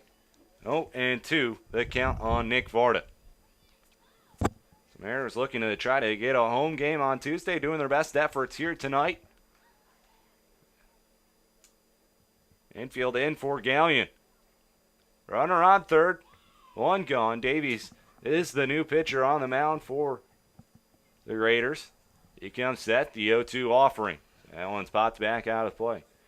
Davies on the year has no wins, no losses. 7.52 ERA. Making his 13th appearance out of the pen for the Graders. He has 2 saves and 20 and 1/3 of an innings pitched. 20 strikeouts, 6 walks, and 34 hits allowed. Doesn't walk very many, but opponents are batting .362 off of the right-hander. So they have gotten their good hacks at it. Here's the pitch. That one swung on down the first base line, but kicks foul. Count remains 0-2 on Nick Varda.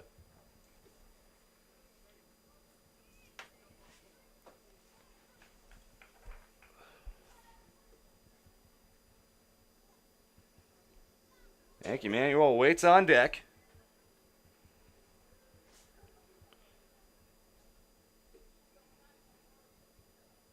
A pause. The 0-2 pitch. That one's fouled away. Still 0-2 on Nick Varda. Now, if you're in Davies' spot right here, do you try to throw one more outside the zone now? Because it's been about 3 straight foul balls from Varda. Count's still 0-2. Yeah, it seems like they're trying to work Varda inside, and I would most likely be working fastball away or changeup away, trying to force some weak contact with Varda being a left-handed bat. Looks like they're going off speed right here. The 0-2. That one swung on. That one slide out to left field. Kent going back on it. R.J. Williams going to tag in from third. A sac fly for Nick Varda, and another run comes in to score. 6-2. The Mariners lead it now. That's where with 2 strikes, you need to throw it off the plate. And Not necessarily a waste pitch, but you don't want them putting anything in play with 2 strikes. See if you can get them to chase on a fastball outside or, maybe a breaking ball in the dirt. On the other side, it was good AB by Nick Varda. I mean, fouling off some pitches and then doing your job and getting that run in from third. Pitch to Emmanuel up high, 1-0. Emmanuel, he's 1 for 3 on the night. Grounded out to short in his last at-bat. 6-2, Mariners lead it. They get 5 home here in the top half of the 8th. Davies, the pitch. That one looked like it was up high, 2-0. That was a good spot for a 1-0 pitch. Fastball outside. Might have caught a little plate.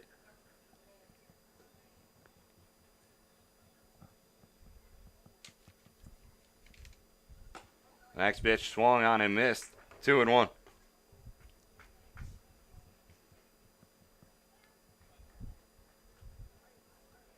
So 2 balls, 1 strike, 2 gone. Davies on the left-hand side of the mound. He comes at the pitch. And it's whiffed at by Emmanuel at the plate, 2-2.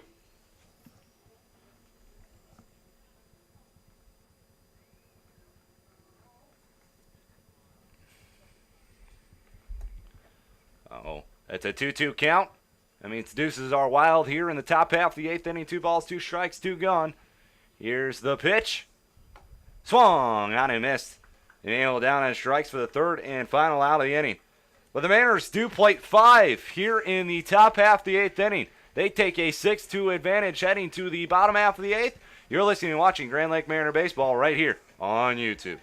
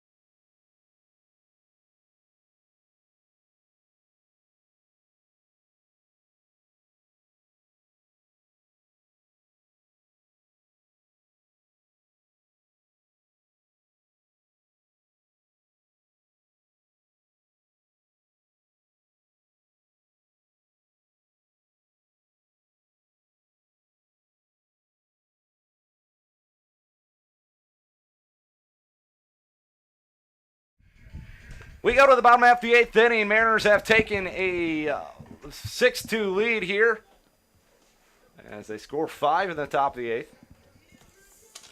Alec Whaley still on the mound, in line now to get the win. And we were talking, and sometimes that's got to be frustrating. You pitch well and you don't get run support, then a relief pitcher comes in and the team explodes for some runs. Yeah, we call that stealing a W, so let's see if Whaley can keep that trend. As first pitch fouled away. It's an 0-1 count here on Josh Kent. Kent 0 for 3 on the day. So at the center his last time up. Bailey comes set. The 0-1. Up 5, 1-1. Have you had thoughts about where you're going to do after baseball is over with? I'm studying in marketing right now, and I want to work in the front office of a Major League Baseball team someday. The pitch flied out to left center field, pretty well hit. R.J. Williams not going to be able to catch it. Can't cut it off either. The other one travels to the wall. Kent on his way to second. He's going to be held up right there. So leadoff double by Josh Kent here in the bottom half of the 8th inning. The outfielders were pretty strong, shifted to pull side there. Hit that one to left center field and beat the shift in a way. Now batting number 5, first baseman. So Matthew Knoll comes to the plate. He's 0 for 3 on the day. A pair of groundouts to third and a strikeout on the day for the first baseman. So you're talking about you working in the front office as the first pitch swung on and missed by Knoll. Is there any particular team that you wouldn't mind working for? Oh, well, any of the Major League teams would be nice, but favorite team's the Pittsburgh Pirates. Buckos as the next pitch in there for a strike 0-2. So I wouldn't mind living in Pittsburgh and showing up to PNC Ballpark every day. Yeah, talk about working for any team. You're right. It would be a blessing to work for any of the 30 ball clubs. The next pitch up high, 1-2. Obviously, you got to work your way up there, but Yep. So for working in the front office, would you start in the minor leagues, maybe like double or triple A or something like that, then possibly work your way into the major leagues? Is that how that would work? Or? Yeah, that seems how most people that work their way up through the front offices of baseball, they start out in double A or triple A ball club and eventually work their way up. Runner off and running, throw down to third, and that one's going to get in left field and coming in to score easily on the throw by Emmanuel is Josh Kent. It's a 3-2 count on Knoll. It's a 6-3 ball game. Base is now empty for Alec Whaley. Knoll with a 3-2 count.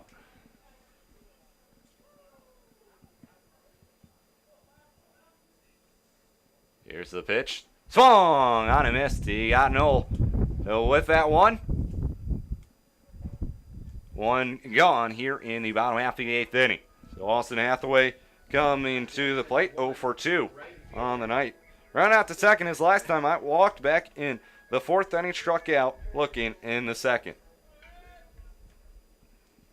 So a career in broadcasting is not something you're interested in? No, this is this is definitely tougher than trying to throw the ball 60 feet 6 inches every day. That pitch misses for ball 1-0. Good job by Whaley there to overcome the giving up that run there and coming back to strike the guy out.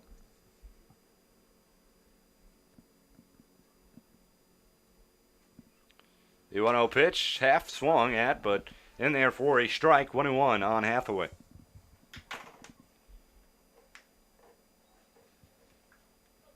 One gone here, bottom half of the 8th inning, 1 run in the home half here for the Graders. That one swung on, hit out of play. 1-2. Hit someone's car. There are a lot of moans from the crowd up here.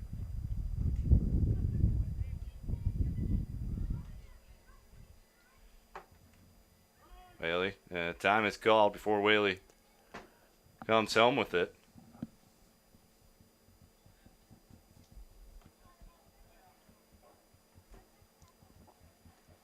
Here's the 1-2 pitch. That's down low. 2-2. Good idea throwing a breaking ball right there on a 1-2 pitch. Not sure if Whaley's been working on a changeup lately, but this will be a good time for it right here if he has one in the arsenal.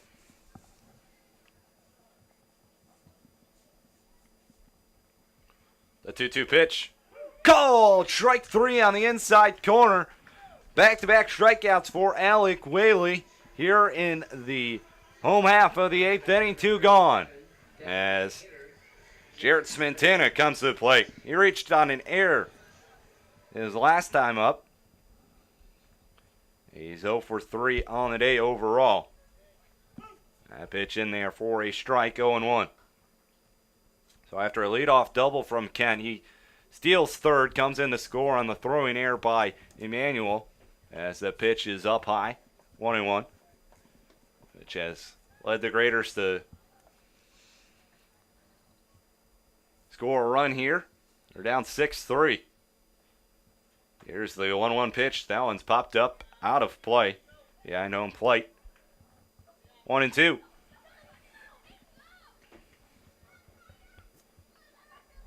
Lights on here at IC Park. Last road game for the Mariners. Hopefully, they'll try to get home field advantage for that playoff game. But the last regular season game that is on the road for the Mariners. We'll play 3 come Saturday and Sunday, 2 tomorrow, 1 on Sunday. Bailey comes set. The 1-2 pitch. Swung on, fouled, straight back. And it remains 1-2.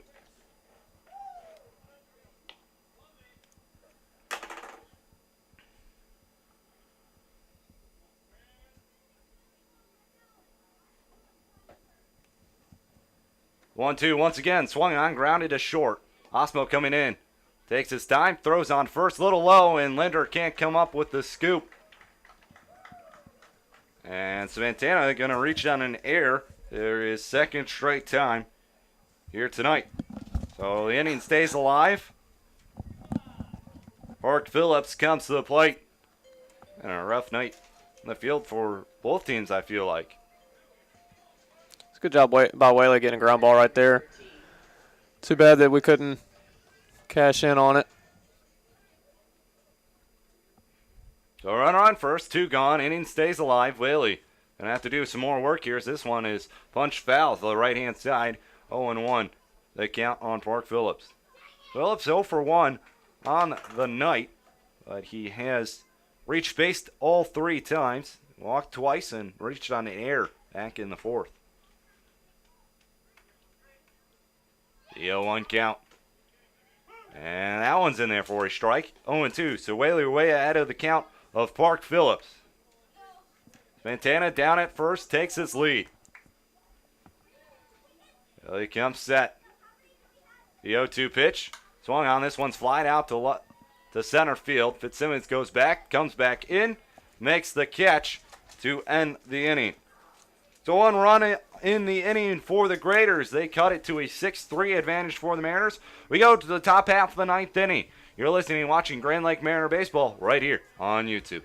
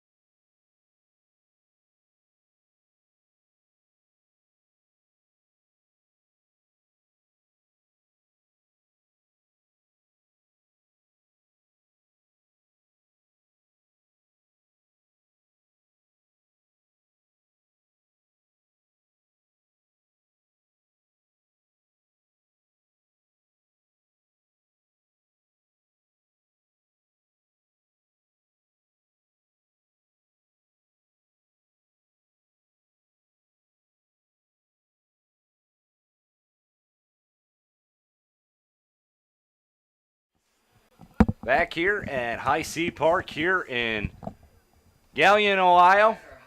Galion High School baseball team plays here. We're in the press box. It's situated right in between the baseball field and the football field, so you can look out both sides. We're looking out at the baseball field, obviously, tonight. Cole Womack going to lead things off. Clay Davies still on the mound. Here's the first pitch to Womack. That one swung on. That one's line foul, the right-hand side, out of play. 0-1 the count on Cole Womack. Only batter not to bat in the top half of the 8th inning. 5 runs to come to score. And that inning and give the Mariners a 6-2 advantage. They're on top 6-3 here. So the next pitch, Womack checks swing. Did he go around? I guess it was fouled at the plate, so count moves to 0-2.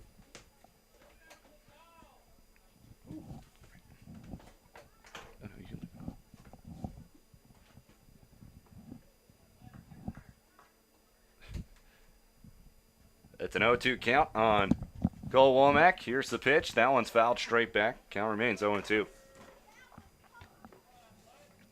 Be some good time for some insurance runs right here, just to make Whaley feel a little bit more comfortable when he goes back out to the mound.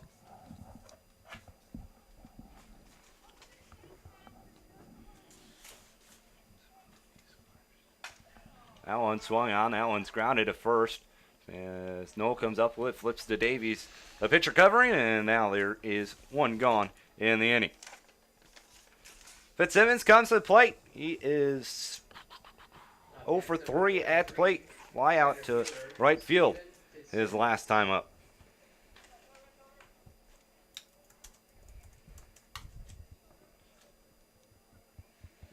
Some updated MLB scores here in just a second. It's Davies comes set. That one's swung on and out of play. 0-1 the count. Phillies on top of the Braves, 8-1 in Philadelphia, top of the 7th inning there. The Rockies National game has been postponed tonight, so they'll play another game later. Yankees on top of the Rays, 5-1 in the top of the 8th. Davies comes set, the 0-1 pitch. Oh, wow, that one didn't miss by much. 1-1 the count. Angels on top of the Blue Jays in Toronto, 4-0, top of the 8th inning there. Royals beating the Red Sox 4-1 in the bottom half of the 7th in Boston. Davies comes set, the 1-1 pitch. Swung on, fouled back. 1-2. Reds beating the Marlins right now, 3-2 in the bottom half of the 6th in Miami. Detroit on top of Houston, 4-3 in the middle of the 7th. They're playing in Detroit. Rangers beating the Orioles 5-0 as that pitch swung on. Big hop right there for second baseman as he throws on to first to retire Fitzsimmons. 2 gone. So 2 up, 2 down here in the top half of the 9th inning. The Brewers on top of the Cubs, 1-0 in the bottom half of the 4th in Milwaukee. Indians beating the White Sox 2-0 in the top of the 4th in Chicago. Diamondbacks and Cardinals all knotted up at 0 in the top half of the 4th. And there's about 4 other games going to set to begin later tonight. The Athletics going to play the Twins in Oakland, 10:05 first pitch then. Mariners are going to play the Mets, that is Seattle Mariners. Here's the pitch. It's down low, 1-0 the count to Joe Isles. They'll play a 10-10 first pitch in Seattle there. Padres going to play the Pirates 10-10 in San Diego. And the San Francisco Giants going to play the Dodgers at 10-10 in Los Angeles. Here's the 1-0 pitch to Isles. Slow tapper to the third base side of things. Up with it, Motice. Throw on to first. And not in time. Joe Isles beats it out for an infield single. Wow, the Graders were running off the field thinking they had out number 3. But first base umpire Rudy says, hey, no, come back out here, guys. You're going to have to get one more out. That was a close play right there. I think there's been some closer calls, but not so sure if Joe beat that one out. Yeah, that was bang, bang. I mean, I think might have got him by a step or two, but that's why we're up here calling the game, not umping it. We don't get paid to do that. It's easier said than done doing umpiring. That one swung on. That one's lined in the right center field gap. That's going to get down for a hit. Isles rounding second on his way to third in there safely. So Osmo has his first hit of the game. And there's runners on the corners with 2 gone here. So that play could come back to hurt the Graders here. As Blake Buckman comes to the plate, Buckman RBI double as last time up. Second baseman, Blake Buckman. He's 1 for 4 on the night. So Joe Isles with 3 hits on the night. He has now 57 on the year. Good enough for first place all time in Mariners history. Here's the pitch. That's inside. 1-0.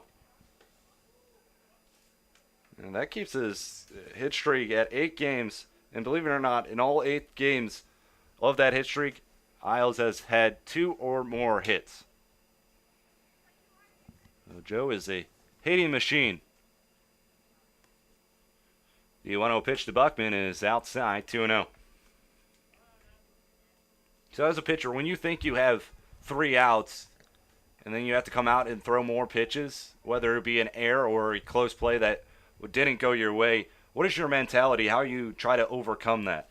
I was just about to say that is whenever you get a ground ball and you feel like that's the third out, and whether it's an error or close play, I think it's called safe, you kind of shut down as soon as he makes contact with the ball, and that play right there, the umpire calls him safe, and you just have to dial back in. It's pretty tough. It might take a batter or two, but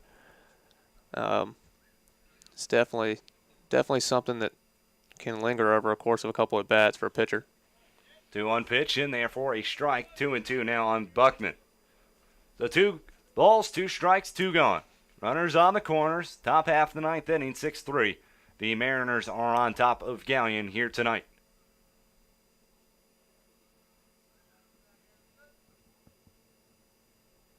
Davies comes set. Yeah, 2-2 pitch. That one's swung on, popped up, foul territory. Near the fence and out of play goes the baseball. All right, ladies and gentlemen. Count remains 2-2. Hot dogs are now $1 while supplies last for the remaining of the game. Did I just hear that correctly? I think you did. It's unfortunate that we're all the way up here. We can't run down and get a hot dog maybe after this half an inning. A hot dog's just $1. Dang it. This is about the time where the players start thinking about the post-game meal. What's for dinner? The 2-2 swung on. This one's hit pretty well out to center field. Going back on it. Brady Henninger, he makes the catch on the run. Crashes into the wall and holds it on. So good hit by Buckman. Unfortunately, Henninger chases it down. We go to the bottom half of the 9th inning. Mariners looking to close things out against Galion here tonight. They're on top 6-3. You're listening and watching Grand Lake Mariner Baseball right here on YouTube.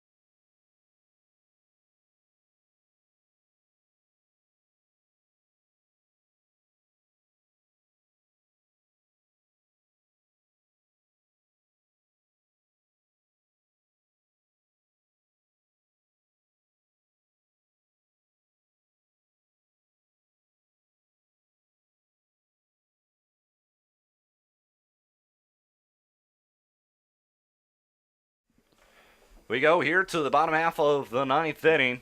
6-3, the Mariners lead it. Alec Whaley back on the rubber for the Mariners. Here's the pitch.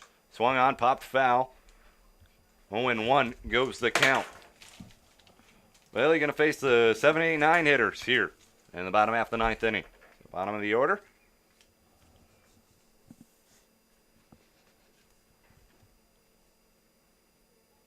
Isles playing even with the bag. Rest of the infield pretty far back. Here's the pitch. That one's inside, 1-1. See, it's a beautiful sky out in the outfield. Kind of see it on the broadcast, but it looks even better in person. We almost got another foul ball. I didn't see that one. 1-2 count on Jacob Hoover. Who's 1 for 3 on the night. That one swung on. That one's lined to right field. Varda going to go over and just cut it off. Hoover on his way for second base. The throw into second. Oh, and it's dropped by Nate Osmo. He was out by a country mile, folks. But Nate Osmo just can't hold on to the baseball. And Hoover in there with a double. That's good hustle out of the box right there from Hoover. Outfield was playing no doubles there, and Varda cut that one off well to keep him at first. Runner tried to take advantage of Varda playing so deep, and Varda has a very good arm. He has a plus arm, and ball beat him there, but just couldn't hold on to it. Yeah, we've seen some good throws from our outfield this year. Especially from Williams and Varda. They've both thrown out, I think, a pair of base runners. Varda, I think it was the other day, he threw out 2. 1 relay and 1 throw out. It was in the Copperheads baseball game.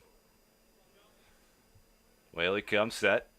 Here's the first pitch here to Joe Crank. Is a strike, going 1. Crank, he's 1 for 2 on the day.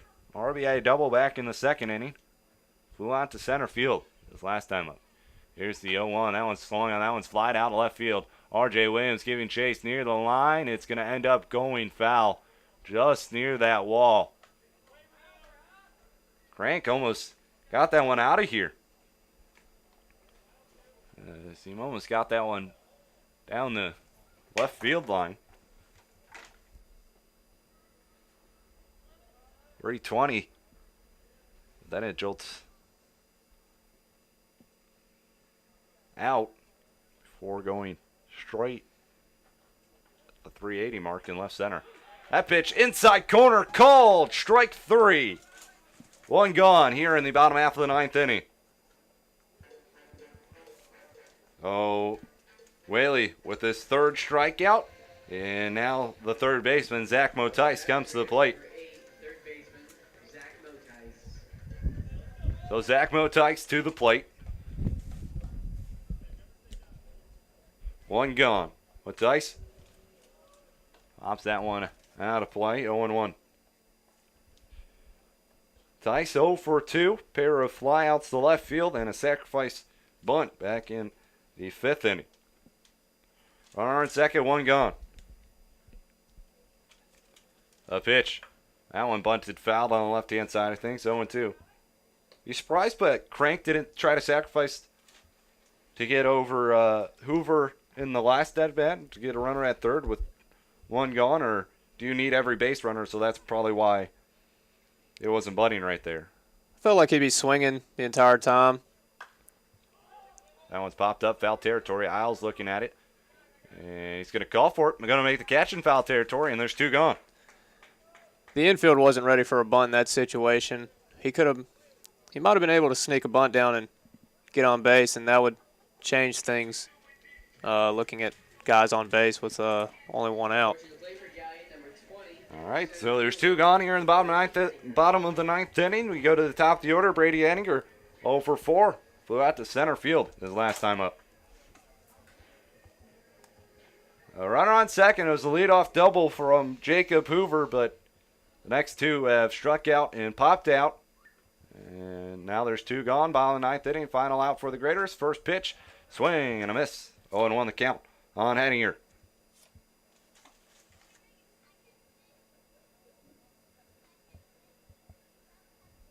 It was 5 runs in the top of the 8th, which has propelled the Mariners so far. Next pitch, half-hearted swing right there, and Henninger now down in the count, 0-2. The Raiders down to their final strike here in tonight's ball game. Bailey comes set. The 0-2. Swing and a miss. Ball game. Mariners victorious here tonight, 6-3 over the Graders. The Mariners get one in the first inning. And then the Graders come back, take the lead in the bottom half of the second inning, 2-1. And that's where we would stay until the top half of the eighth inning when the Mariners would explode for 5 runs. Graders would get one in the bottom of the eighth, but Mariners would hold on to a 6-3 win. They improved to 23-16, tying last year's win total. Galion drops to 17-22. Whaley with the win. Baird with the loss. Clearly would have beaten out that one. The last one we Loss for Galion. So, Mariners victorious here tonight. Milestone was actually reached as well as Joe Isles, now the all-time hits leader in a single season for the Mariners. So, congrats to Joe Isles. Stephen Morrison was with me throughout the whole game. I want to thank him for joining me. Any final thoughts on tonight's ball game? Final thoughts is it was a good win. The boys came back again late in the game, and it was fun being up here. I appreciate it. Well, it was fun having you up here. Thank you for joining me today. Once again, Mariners victorious 6-3 here tonight. We'll head home tomorrow to play a doubleheader starting at 5:05 at Montgomery Field before finishing it up on Sunday at 4:05. I'm Ryan Strobeck with my partner Stephen Morrison on the night. Mariners victorious 6-3. I'm saying have a good night, everybody.